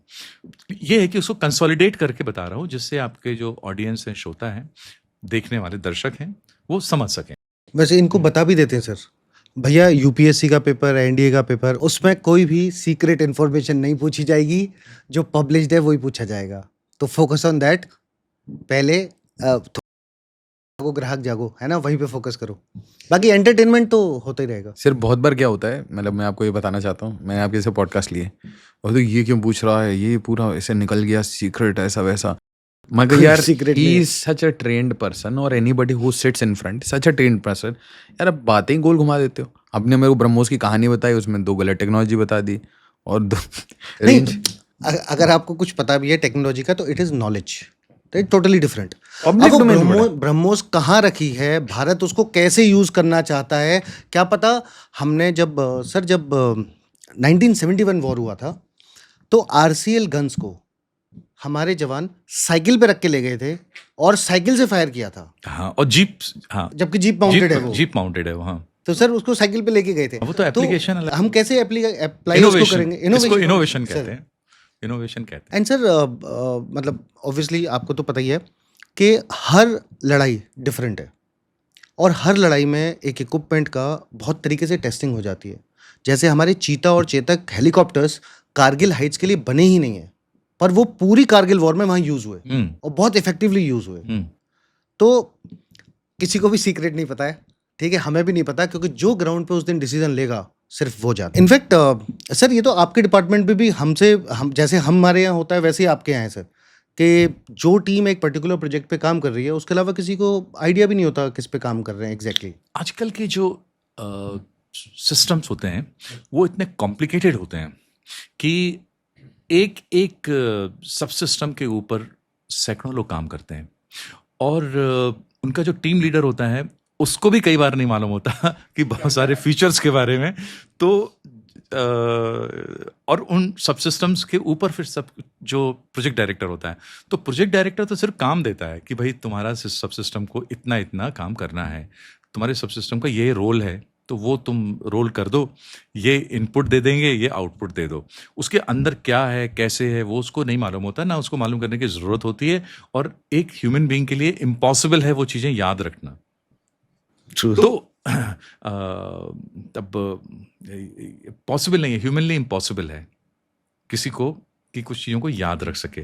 तो अब जहाँ तक बात है, एक जैसे मैं मिसाइल मैन हूँ, मिसाइल साइंटिस्ट हूँ, तो मिसाइल के बारे में बात कर सकता हूँ कि एक मिसाइल के अंदर इतने सारे सब सिस्टम होते हैं और हर सब सिस्टम के अंदर भी और भी सब सिस्टम होते हैं। बहुत मुश्किल होता है याद रखना। मुझे खुद कई बार मैं खुद भी भूल जाता हूँ कि कहाँ तक याद रखें, कितना याद रखें, ज़रूरत भी नहीं है। साइंटिस्ट होते हैं, वो डिलीवर कर देते हैं, स्पेसिफिकेशन मीट होता है और बस। और उसके बाद एक तो होता है नीड टू नो, जिसको जितनी ज़रूरत है उसको उतना ही बताना, और दूसरा होता है कैपेबिलिटी टू लर्न। तो हमारी एक लिमिटेड कैपेबिलिटी होती है जो हम सीख सकते हैं, हम नहीं सीख सकते उतना ज़्यादा डेटा। और तीसरी बात होती है कि जो थर्ड थिंग है कि आप उसको यूज़ कहाँ करेंगे उस इन्फॉर्मेशन को।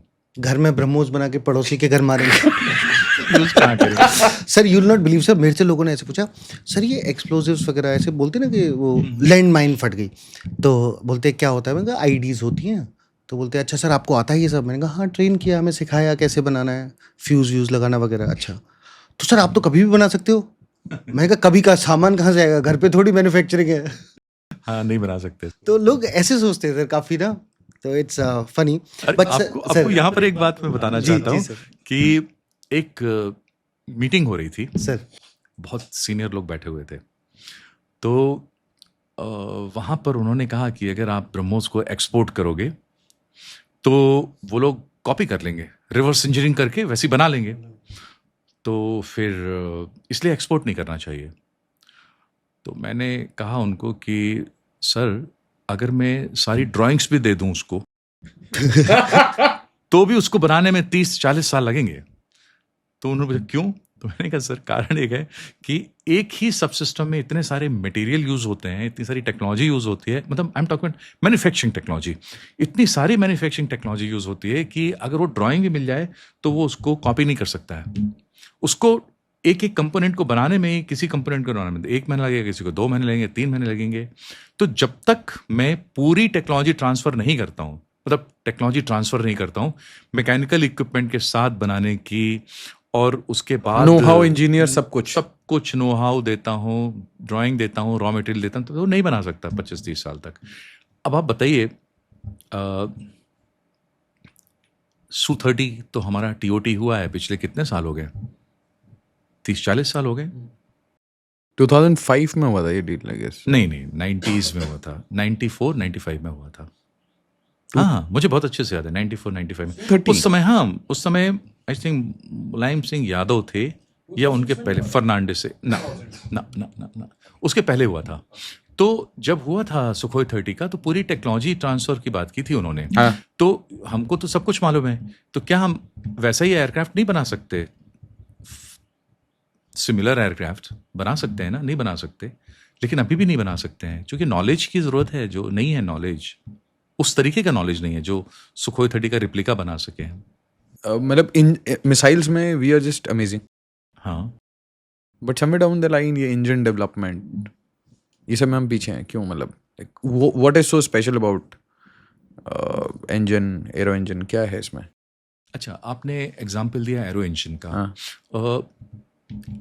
आज तो खैर कई कंट्रीज बनाती हैं इंजन, लेकिन जब हमने इंजन बनाना शुरू किया, कावेरी इंजन कहते हैं, तो उस समय सिर्फ 2 कंट्रीज को आता था इंजन बनाना, यूएस को और रशिया को। कुछ ब्रिटिश कंपनीज थी जो सबसिस्टम सप्लाई करते थे। बाद में फिर फ्रांस भी ऐड हो गया, फ्रांस ने भी अपना साफरान वगैरह, हाँ साफरान, रोल्स रॉयस, फिर चाइना भी ऐड हो गया। तो इस कावेरी इंजन को हमने करीबन मेरे ख्याल से 25-30 साल बनाया होगा। और एक इंजन उतना वो जो अच्छा हर बार क्या होता था कि गोल पोस्ट चेंज होता था कि हमारे को पहला स्पेसिफिकेशन दिया कि हमको 60 किलो न्यूटन का बनाना है, फिर उन्होंने कहा नहीं अब हमको 60 किलो न्यूटन नहीं, अब हमको 70 का चाहिए। तो 70 चाहिए तो चलो भाई थोड़ी चेंज हो गई डिज़ाइन 70 की। फिर आपने कहा नहीं अब हमको 75 चाहिए, फिर गोल पोस्ट चेंज हुआ, फिर री इंजीनियरिंग हुई, फिर 80 का हो गया। अब अल्टीमेटली बोला कि नहीं हमको तो चाहिए वो जो है वो 90-95, और बाद में बोला 105 का 105। तो ये जो गोल पोस्ट चेंज होती है तो पूरा इंजीनियरिंग डिज़ाइन चेंज होती है, मटेरियल्स चेंज होते हैं, पूरी फिलॉसफी चेंज होती है।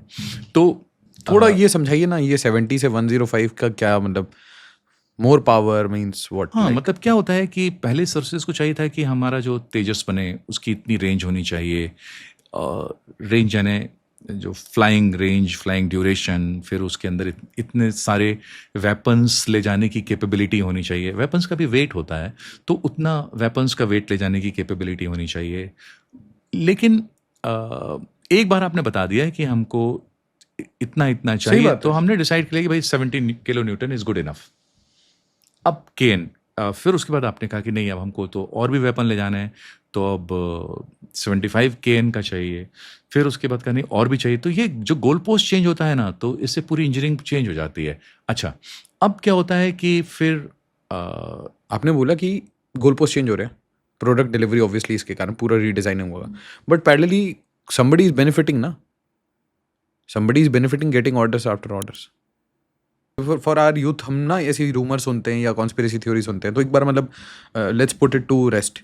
तो एक साइड में क्या है कि जो हमारे साइंटिस्ट हैं उनके ऊपर फॉल्स केसेस या कभी मतलब सस्पिशियस उनकी मौत, ऐसी बहुत सारी ऐसी केसेस हैं, ठीक है। और अगर आप इसको क्लॉड के ऊपर भी ये क्वेश्चन, बेसिक क्वेश्चन पूछेंगे तो बोलेगा हाँ, ऐसे 4-5 तो केसेस हैं जिसमें अभी ट्रंप ने भी बोला कि मेरे साइंटिस्ट गायब हो रहे हैं, मेरे साइंटिस्ट मर रहे हैं। सो ये साइंटिस्ट को मारने का जो फंडा, ये मोसाड भी बहुत ओपनली बोलता है कि हम साइंटिस्ट मारते हैं, ठीक है। जाके हम ईरान को IRGC के हम साइंटिस्ट ठोक देते हैं, हम एक्सीडेंट करा देते हैं, कुछ भी करा देते हैं। तो एक तो ये वाली कहानी है, तो ग्लोबल कहानी है एस्पियोनाज की वर्ल्ड में। अब आपके जो काउंटर पार्ट्स हैं वो बताएंगे कि ये काम होता है। दूसरे साइड में आपके ही एक दूसरे पॉडकास्ट में मैंने सुना कि एक सस्पिशियस सेमीकंडक्टर फायर, आपने उसका चर्चा किया। तीसरी मैंने कहानी सुनी कि हमारी जो क्रायोजेनिक इंजन है उसको डिले किया गया। उसके बाद नंबी नारायणन केस है। ओवरऑल मैं ये पूछ रहा हूँ, और उसके बाद आपका 5th पॉइंट जो आपने अभी जस्ट बताया कि मेरे गोल पोस्ट चेंज होते रहते हैं, मेरे गोल पोस्ट चेंज होते रहते हैं, I am not able to deliver. मैं ये पूछ रहा हूँ overall, is there a bigger force जो ये चाहता नहीं है कि साइंटिफिक डेवलपमेंट, कोई भी टेक डेवलपमेंट और इंडिजनाइजेशन भारत में ना हो, और वो फोर्सेस कौन है? देखिए, आपका जो क्वेश्चन है वो थोड़ा कंट्रोवर्शियल है जी। कंट्रोवर्शियल है। और इसमें मतलब the first thing I would convey you my handicappedness in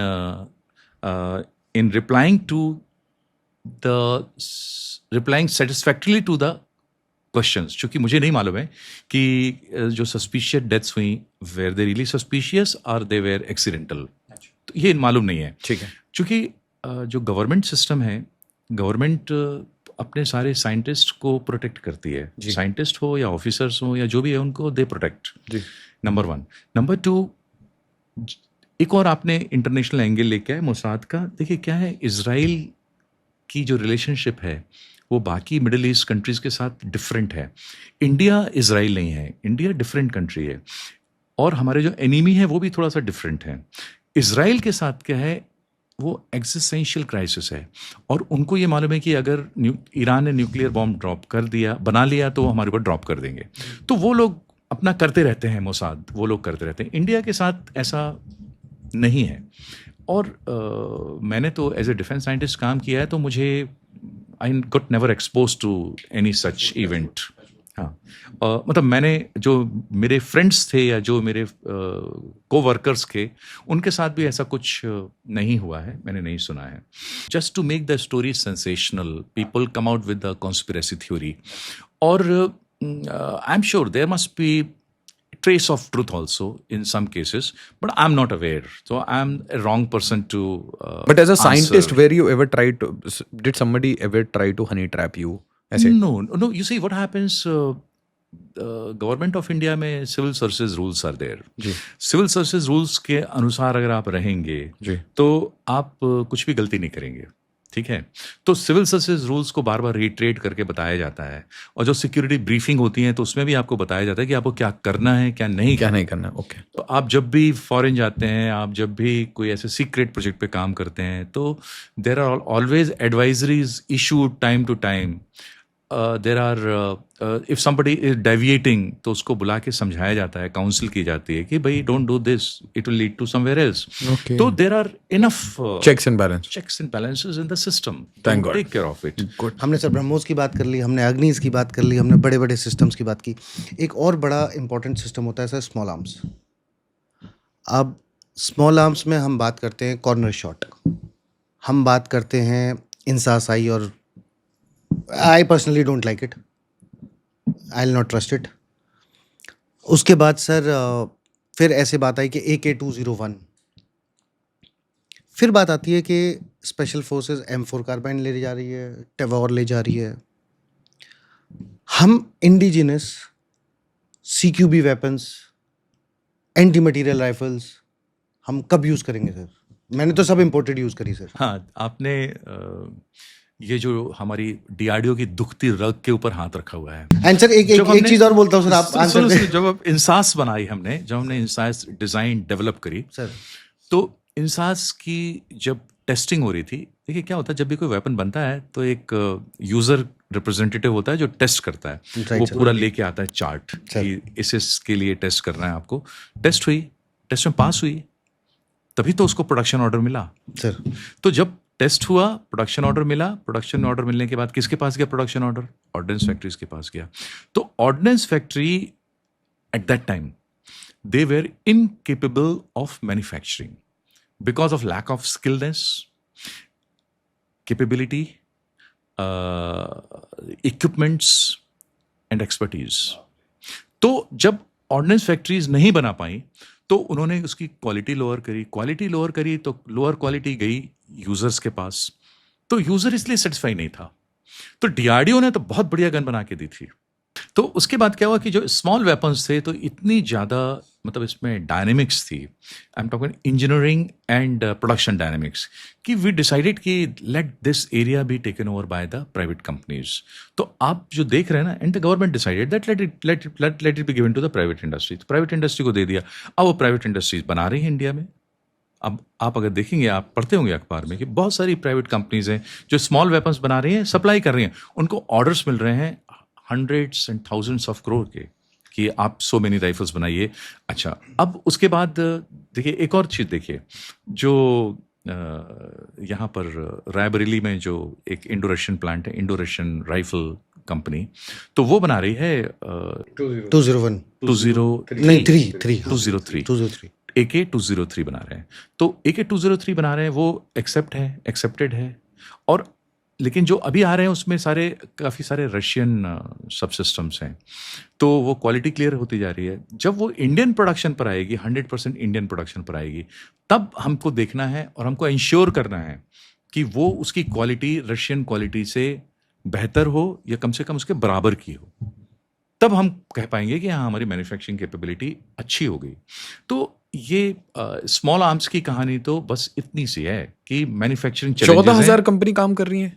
14,000 नहीं, 14,000 इंडिया टोटल. में. हाँ, स्मॉल वेपन्स पे. स्मॉल वेपन्स नहीं, ओवरऑल हमारे डिफेंस इंडस्ट्रियल इकोसिस्टम में इसमें देखिए क्या होता स्टार्टअप्स है. ये वो ऐसे. ना मैं आपको बताता हूँ. सिर्फ आप स्मॉल वेपन्स का बोल रहे हैं? नहीं, मैं ओवरऑल. हाँ, देखिए कई कंपनीज हैं जो प्रोडक्ट बनाती हैं, कुछ कंपनीज वेंडर्स हैं, फिर कुछ सब वेंडर्स हैं, कुछ सिर्फ कंपोनेंट्स बनाते हैं. तो उन्होंने अपने आप को डिफेंस डिक्लेयर किया हुआ है. जब आप डिफेंस कंपनी बोल देते हैं, इसका मतलब है कि आपके सारे कई कंपनीज होती हैं वो अपने डिक्लेयर कर देती हैं कि हाँ, हम we are in the defence. Y?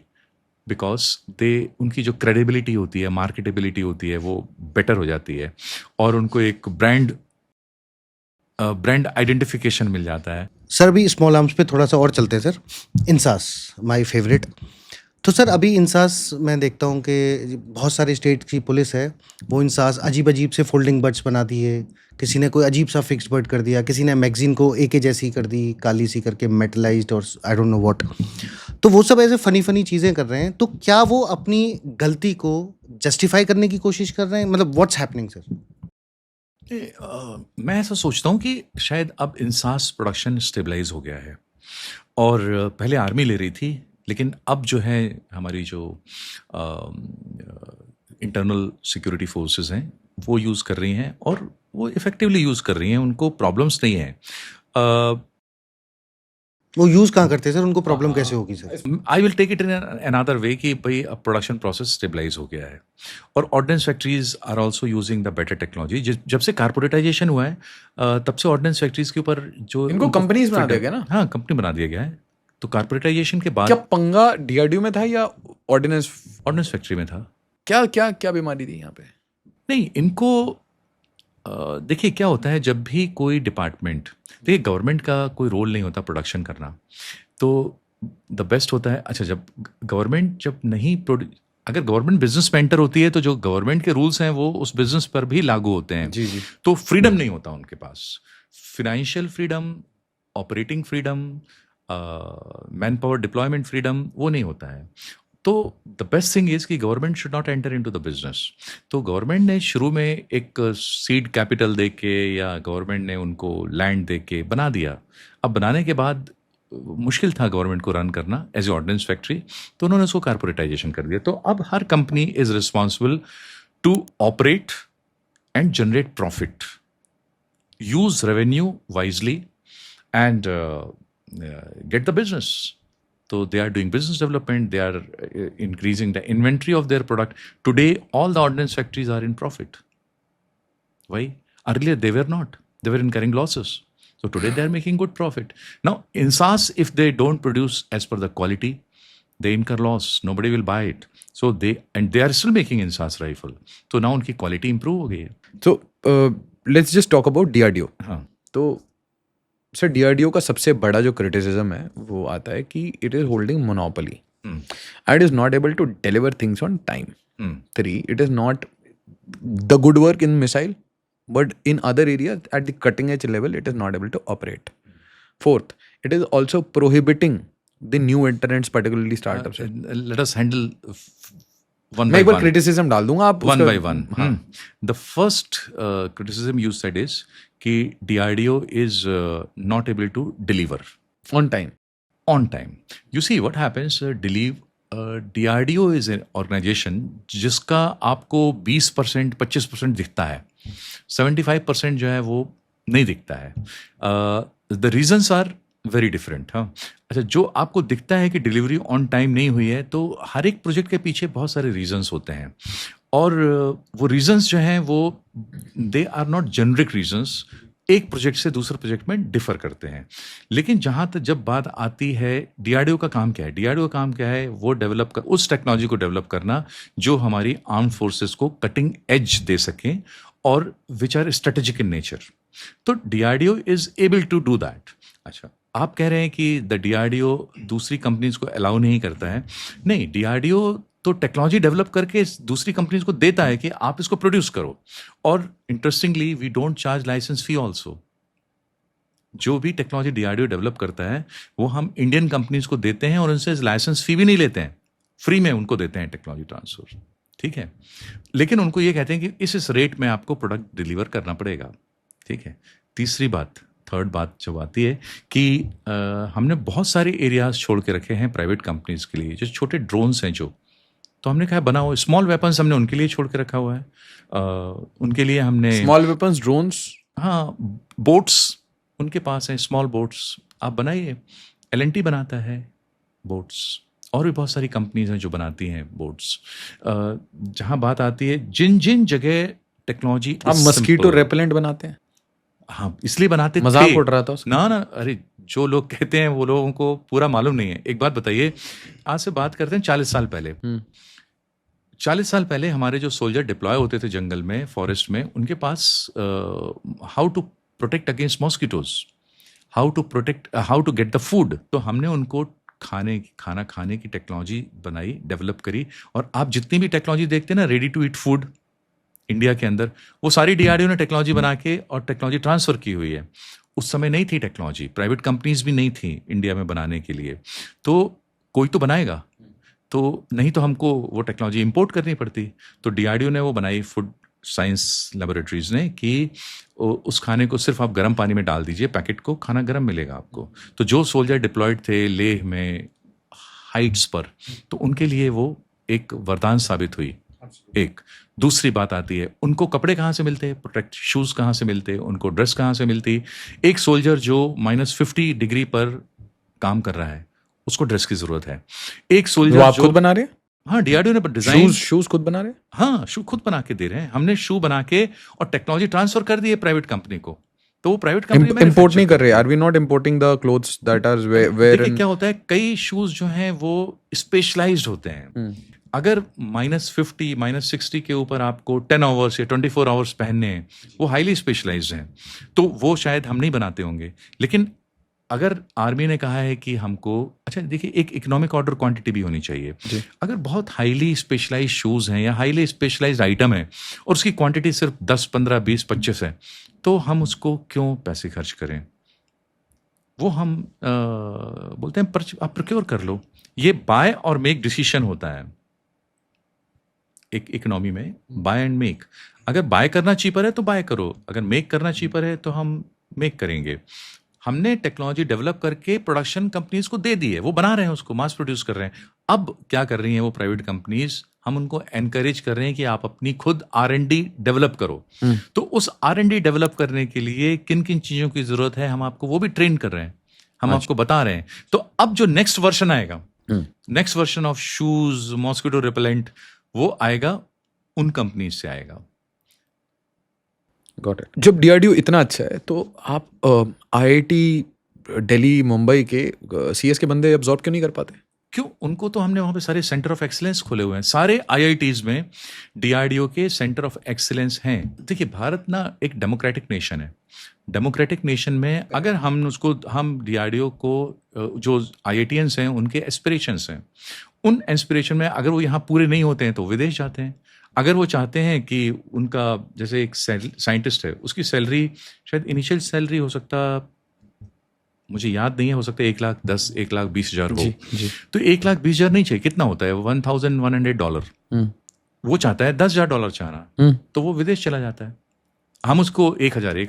देखिए, आप ना एक just to retain a person you can not pay him $10,000। को एक इंटरेस्टिंग बात बताते हैं कि जो हम लोग जिनको रिक्रूट करते हैं, वो कैसे रिक्रूट करते हैं, वो उनके गेट के स्कोर के ऊपर रिक्रूट कर रहे हैं अभी आजकल।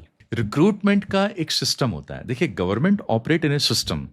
गवर्नमेंट में कोई भी चीज आप अपनी मर्जी से नहीं रन कर सकते। Why are you not agile, यही पूछ रहा हूं मैं। नहीं, गवर्नमेंट एजाइल नहीं हो सकती। गवर्नमेंट एक सिस्टमैटिक होती है, एक सिस्टम होता है। तो उस सिस्टम में हमने जो डीआरडीओ में या इसरो में या बार्क में जो लेते हैं, गेट के स्कोर के थ्रू लेते हैं, तो ज़्यादातर बच्चे जो हैं 99, 99.9 उस रैंक के होते हैं। जी, परसेंटाइल। तो अगर उस आईआईटी के बच्चे ने या एनआईटी के बच्चे ने वो एग्ज़ाम नहीं लिया है, तो he is opting out. Democracy में ऑप्टिंग आउट और opting in is his preference. अगर वो जाना चाहता है दुनिया में, जाए, कहीं भी जाए। अगर वो यहाँ आना चाहता है तो गेट का स्कोर देके, अच्छा स्कोर देके, और यहाँ पर काम करेगा। और दूसरी बात है, we are 140 crore people.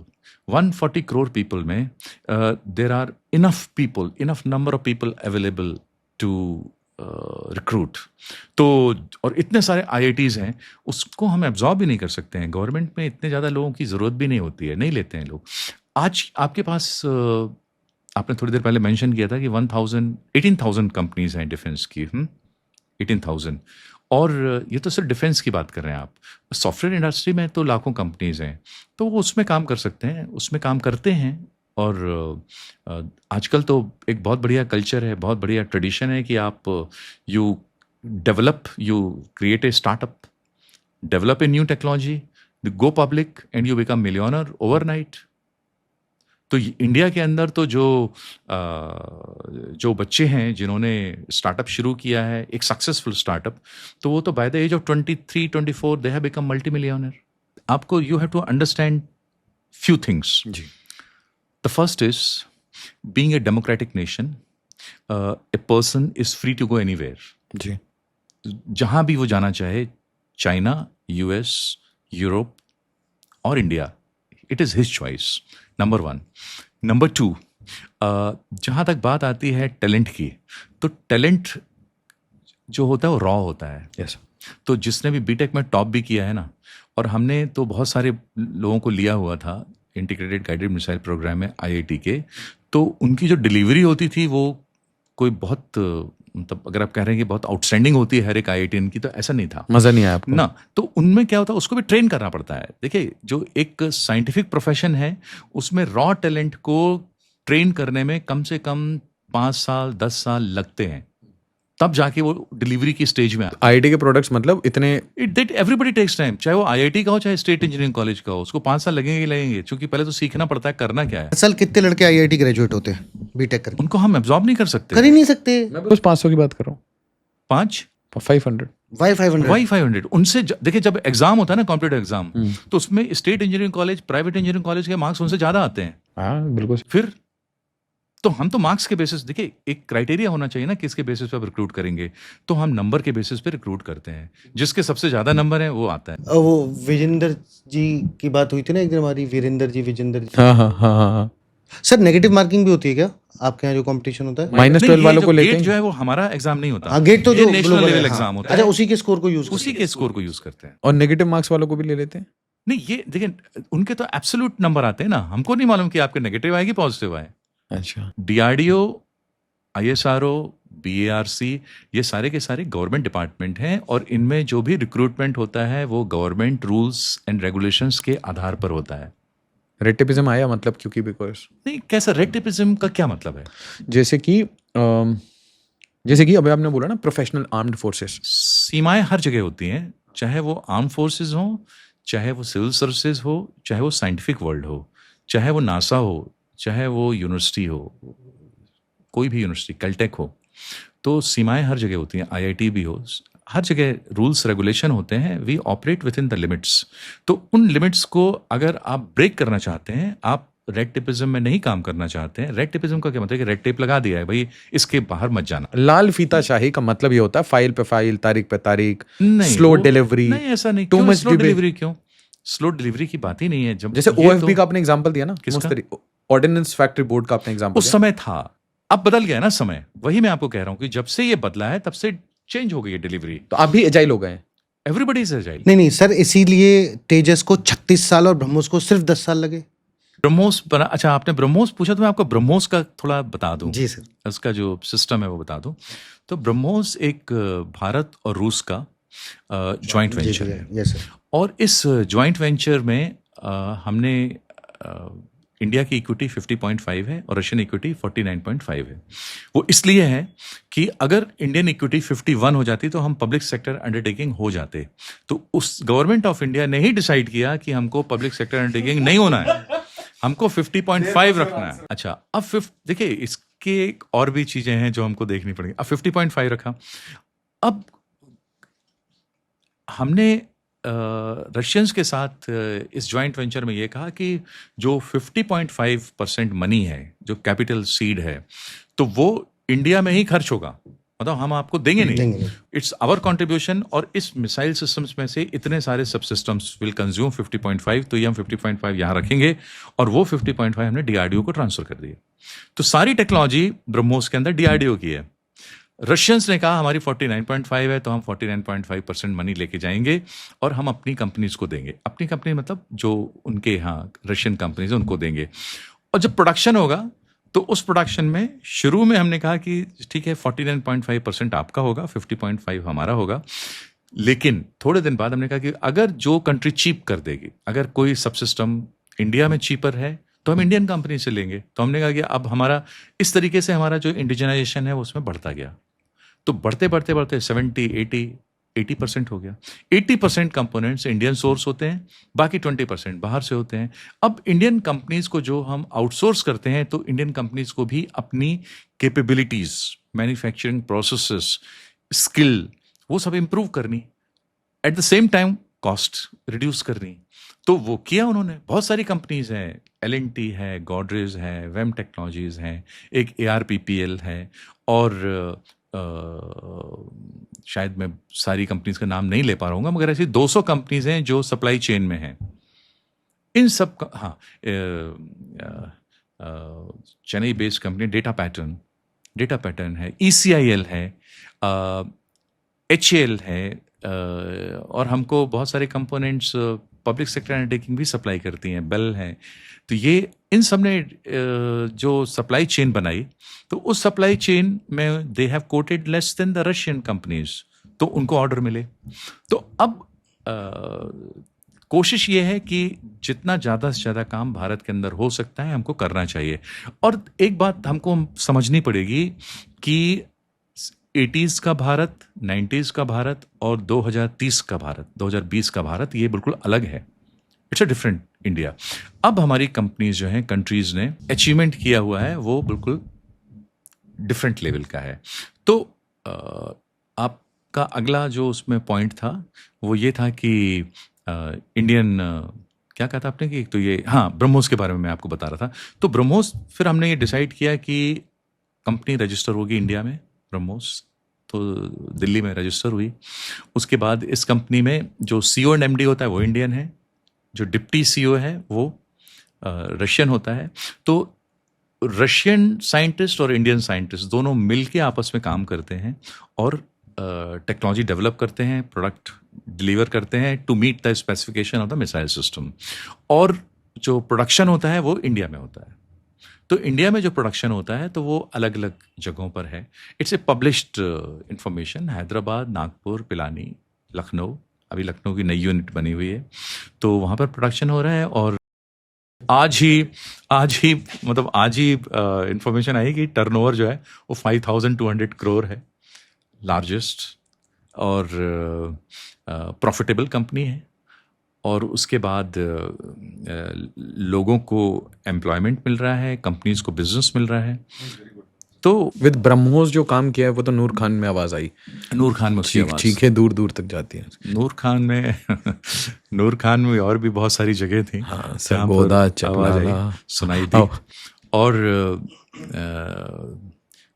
So biggest successes of, अगर DRDO काउंट करे सर, तो one is BrahMos, then the Agni series. नहीं, I will not say like that. अच्छा, फिर भी मतलब DRDO की बहुत सारी सक्सेसेस हैं जिनको मैं शायद मेंशन नहीं कर पाऊंगा, बट जो पब्लिक डोमेन में, वो पब्लिक डोमेन में है। तो इनफैक्ट अर्जुन टैंक जो है, it's a very very powerful tank.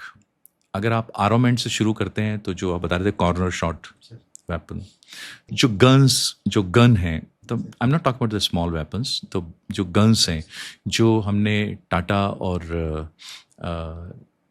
L&T नहीं, टाटा और भारत फोर्ज के साथ मिलके बनाई है वो गन, जो मतलब इस समय ऑलरेडी यूजर्स के पास चली गई है और जो हमने एक्सपोर्ट भी करी है और सिंदूर में यूज भी करी है सर, सिंदूर में यूज भी करी है। तो वो gun, Arjun tank, Zorawar tank, फिर उसके बाद जितने भी टाइप के प्रोपेलेंट होते हैं, एक्सप्लोसिव्स होते हैं, वो सारा कुछ हमारा जो आर्मामेंट क्लस्टर है वो बना सकता है। अब आप आइए नेवल क्लस्टर के ऊपर। तो नेवल क्लस्टर में जितने भी मटेरियल्स हमारे शिप्स, सबमरीन में यूज होते हैं, वो सारे के सारे DRDO ने बनाए। अरिहंत वगैरह पे मटेरियल जिनसे सबमरीन बनती है, जिससे शिप बनते हैं। आपने कुछ दिन पहले सुना होगा कि हमारे रक्षा मंत्री ने अनाउंस किया कि अब आज के बाद सारे के सारे वॉरशिप भारत में ही बनेंगे। तो उनका रॉ मटेरियल कहाँ से आएगा?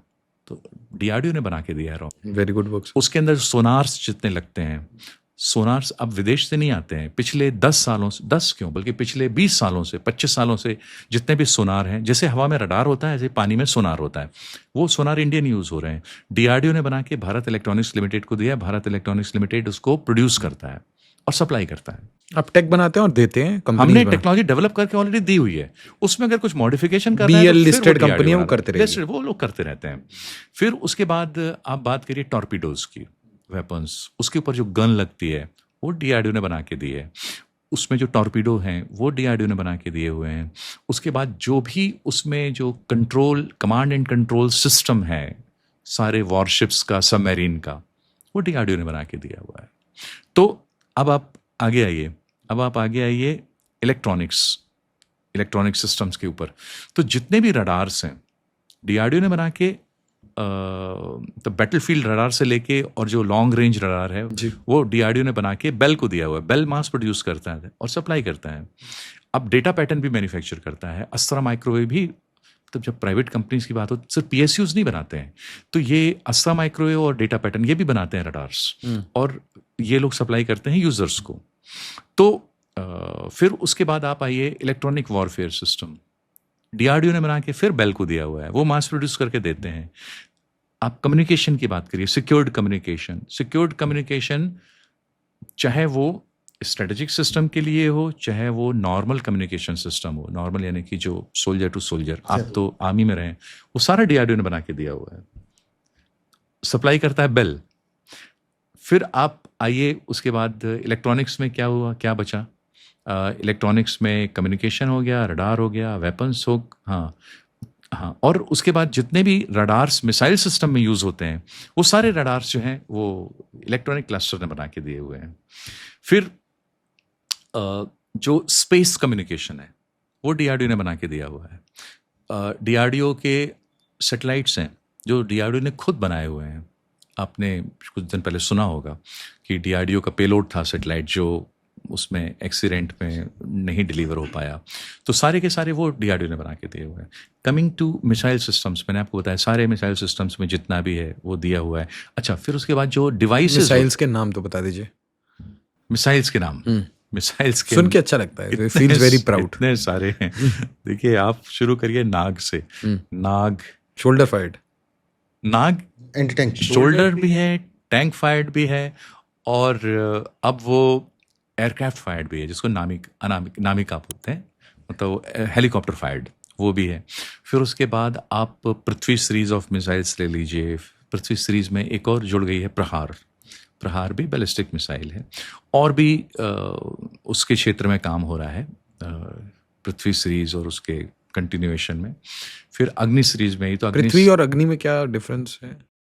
पृथ्वी बेसिकली ओल्डर जनरेशन की थी जिसमें लिक्विड प्रोपेलेंट था। अग्नि सीरीज में सारा सॉलिड प्रोपेलेंट है। प्रहार में भी सारा सॉलिड प्रोपेलेंट है। तो जो अग्नि सीरीज है वो अग्नि 1 से लेके अग्नि प्राइम से लेके अग्नि 5 तक, तो उसके सारे जो वॉरहेड होते हैं, डिफरेंट काइंड ऑफ वॉरहेड्स, वो सब हो गए। फिर आप आइए एयर डिफेंस मिसाइल, तो आकाश प्लस, फिर उसके बाद जो हो गए आकाश प्लस एनजी, मतलब हाँ आकाश एनजी, हाँ उसको पहले प्लस बोलते हैं, Akash NG next generation, seeker लगा हुआ है उसमें। फिर आप LRSAM long range surface to air missile, MRSAM medium range surface to air missile. अच्छा, इस बीच में एक और है छोटी, एक शोल्डर्ड फायर मिसाइल भी बनाई है, विशरॉड, हाँ, वेरी शॉर्ट रेंज विशरॉड। फिर उसके बाद आप आइए अभी जो बना रहे हैं अस्त्रा 1, अस्त्रा 2, अस्त्रा 3। फिर उसके बाद कुशा एयर डिफेंस के लिए। फिर आप आ जाइए क्रूज मिसाइल, तो ब्रह्मोस भी उन्हीं की, डीआरडीओ की ही मिसाइल है। ब्रह्मोस हो गया। फिर एक और है छोटी सी शॉर्ट रेंज है जिसको हम टारगेट के रूप में यूज़ करते हैं, हाँ, क्रूज, वो भी क्रूज है। फिर उसके बाद अभी हमने जो ग्लाइडर, सुपरसोनिक ग्लाइडर मिसाइल। फिर उसके बाद जब आप लेज़र सिस्टम्स के ऊपर, हाई पावर माइक्रोवेव के ऊपर आते हैं, तो high power microwave system 30 kilowatt तक तो बना ही दिया है डीआरडीओ ने, जो हमने ऑलरेडी प्रोडक्शन एजेंसीज को ट्रांसफ़र कर दिया है। अब 100 के ऊपर भी काम हो रहा है, फिर 200 पे भी काम होगा, 300 पे भी काम होगा। तो ये सब high power microwave, high power laser के ऊपर काम हुआ है।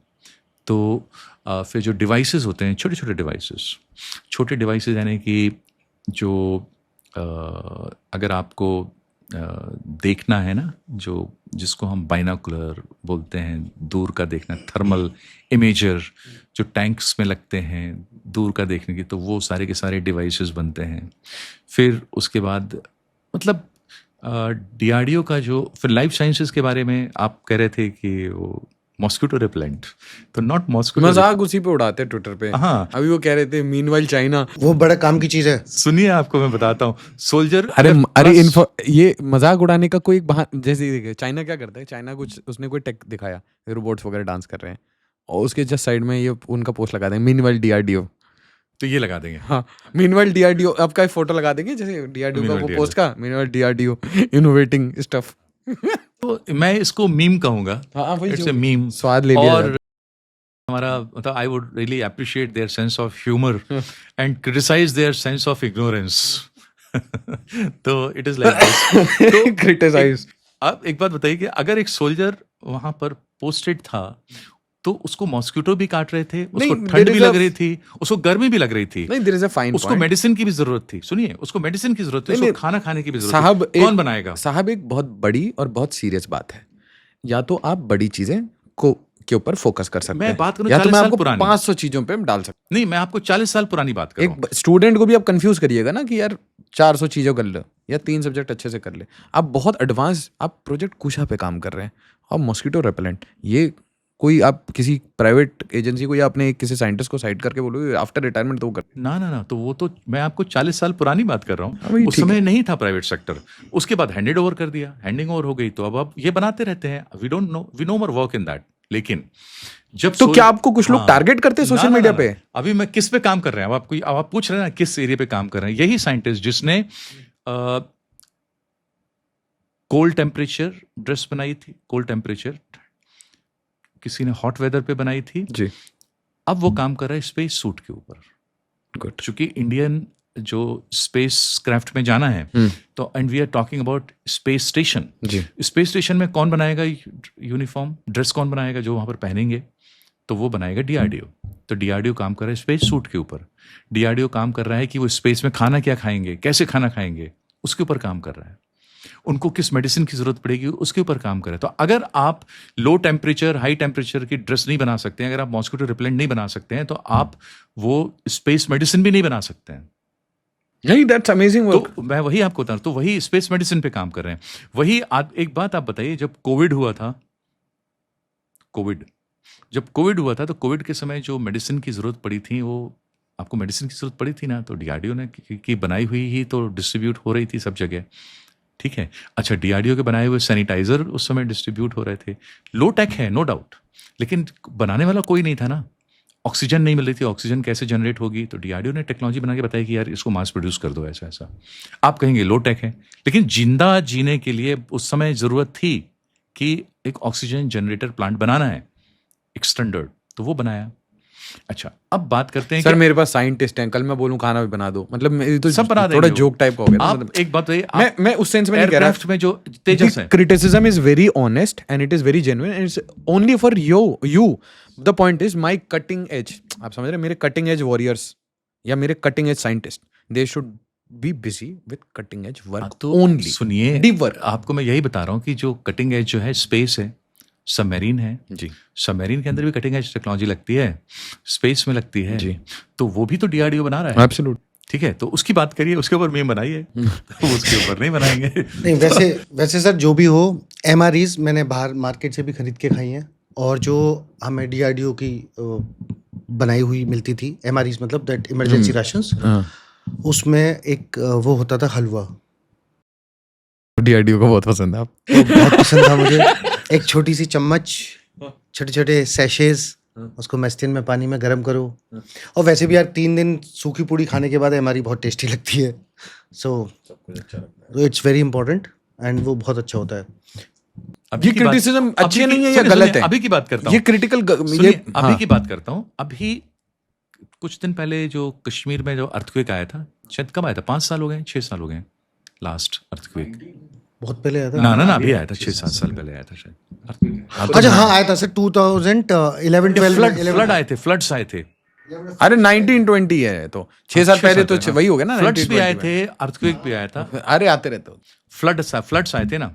खाना कहाँ से गया था? खाना, उनको फूड की जरूरत थी। अब तो इंडिया बहुत डेवलप्ड था 2020 में, खाना कहाँ से गया था? फ्लड, उतने सारे पैकेट्स फूड के बनाने हैं आपको, तो मतलब SOS में DRDO करके पूरा दे दो। कैपेबिलिटी थी, तो उन्होंने उसको देख रहे हो सर, energize किया। DRDO SOS है। यार सारे टॉपर्स ही थोड़े आ रहे थे, मच्छर भी तो मारने पड़ता है। तो हर जगह डीआरडीओ काम करता है। तो ये सोशल इक्विटी के कारण करना पड़ता है? No, not a social equity, it is required. ये देखिए, जब तक डीआरडीओ की एक बहुत खास बात है, जब तक यूजर कहेगा नहीं कि मुझे ये चाहिए, तब तक डीआरडीओ उस पर एक नया पैसा भी नहीं खर्च कर सकता है। तो जब यूजर कहता है कि मुझे एवेक्स चाहिए, सर हम उस पे भी एवेक्स पे भी काम कर रहे हैं। एवेक्स ही हमारा है ना, जो अभी नेत्रा ना, नेत्रा हमारा है एवेक्स का, तो हमने अब बना के दिया हुआ है। वैसे सर एक सिग्निफिकेंस नहीं समझते हम कुछ चीज़ों का। मच्छर मारने की दवाई या मच्छर रेपेलेंट क्यों चाहिए? दुश्मन क्या सिर्फ गोली चलाएगा? मैं अगर 500 मिलियन मधुमक्खी इकट्ठी करके जहां पे एक डिव हेडक्वार्टर बैठा हुआ है, जहां पे एक कोर हेडक्वार्टर बैठा हुआ है, वहां डाल दूं बायोलॉजिकल वेपन्स।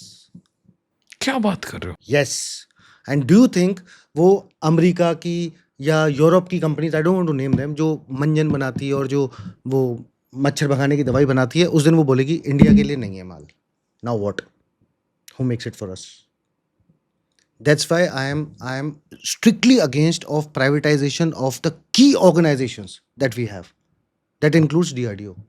आपको एक और इंटरेस्टिंग बात बताऊं कि जो लाइन में हमारे सोल्जर रहते हैं, आप आर्मी ऑफिसर रहे Sir. हैं, जो लाइन में सोल्जर रहते हैं, शाम को उनको फुल शर्ट का ऑर्डर है, हाफ Sundown शर्ट नहीं sleeve पहन down. सकते, फुल Yes. शर्ट, मॉस्किटो से बचने के लिए। और जब वो सोते हैं तो उनको मॉस्किटो नेट लगानी पड़ेगी। जिस बंदे ने नहीं लगाई है, It's a violation of orders.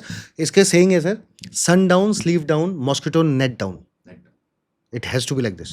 सब बनाएंगे, सब बना के देते हैं। अरे देखिए, any research which is required to be used by our armed forces, DRDO is bound to develop. It cannot say no, I cannot do that. So it's a anything which is required by them, we have to make it. Sir, as like we are heading towards the end of this podcast, ऐसे ही बहुत सारे projects पे हम काम करते हैं, वो भी कल्मिनेट होते हैं, फाइनल प्रोडक्ट आता है सामने। तो हम जैसे कॉर्पोरेट्स में देखते हैं, पार्टीज होती हैं, हम फौज में होते हैं सर, ऑपरेशन कंप्लीट करके आते हैं, पार्टी करते हैं। डीआरडीओ में कैसी पार्टी होती है सर? हाँ, जैसी पार्टी आप करते हैं वैसी पार्टी DRDO में भी होती है। एक्सीलेंट। सो आई होप मजा आया होगा आशीष तेरे को। मेरे को समझ आया ना, क्योंकि sir has given 40 years to this country, 40 साल of absolute service to this motherland. And पूरे दिन अगर आप सिर्फ सोशल मीडिया और न्यूज़ पढ़ोगे तो एंटी DRDO बातें चलती रहती हैं। I am so sorry sir, you are of my father's age. I read about it, मैं आपकी सारी वीडियोज़ देखी, but I really wanted to ask you these questions, जो कि आपकी सबसे बड़ी क्रिटिसिज्म थी।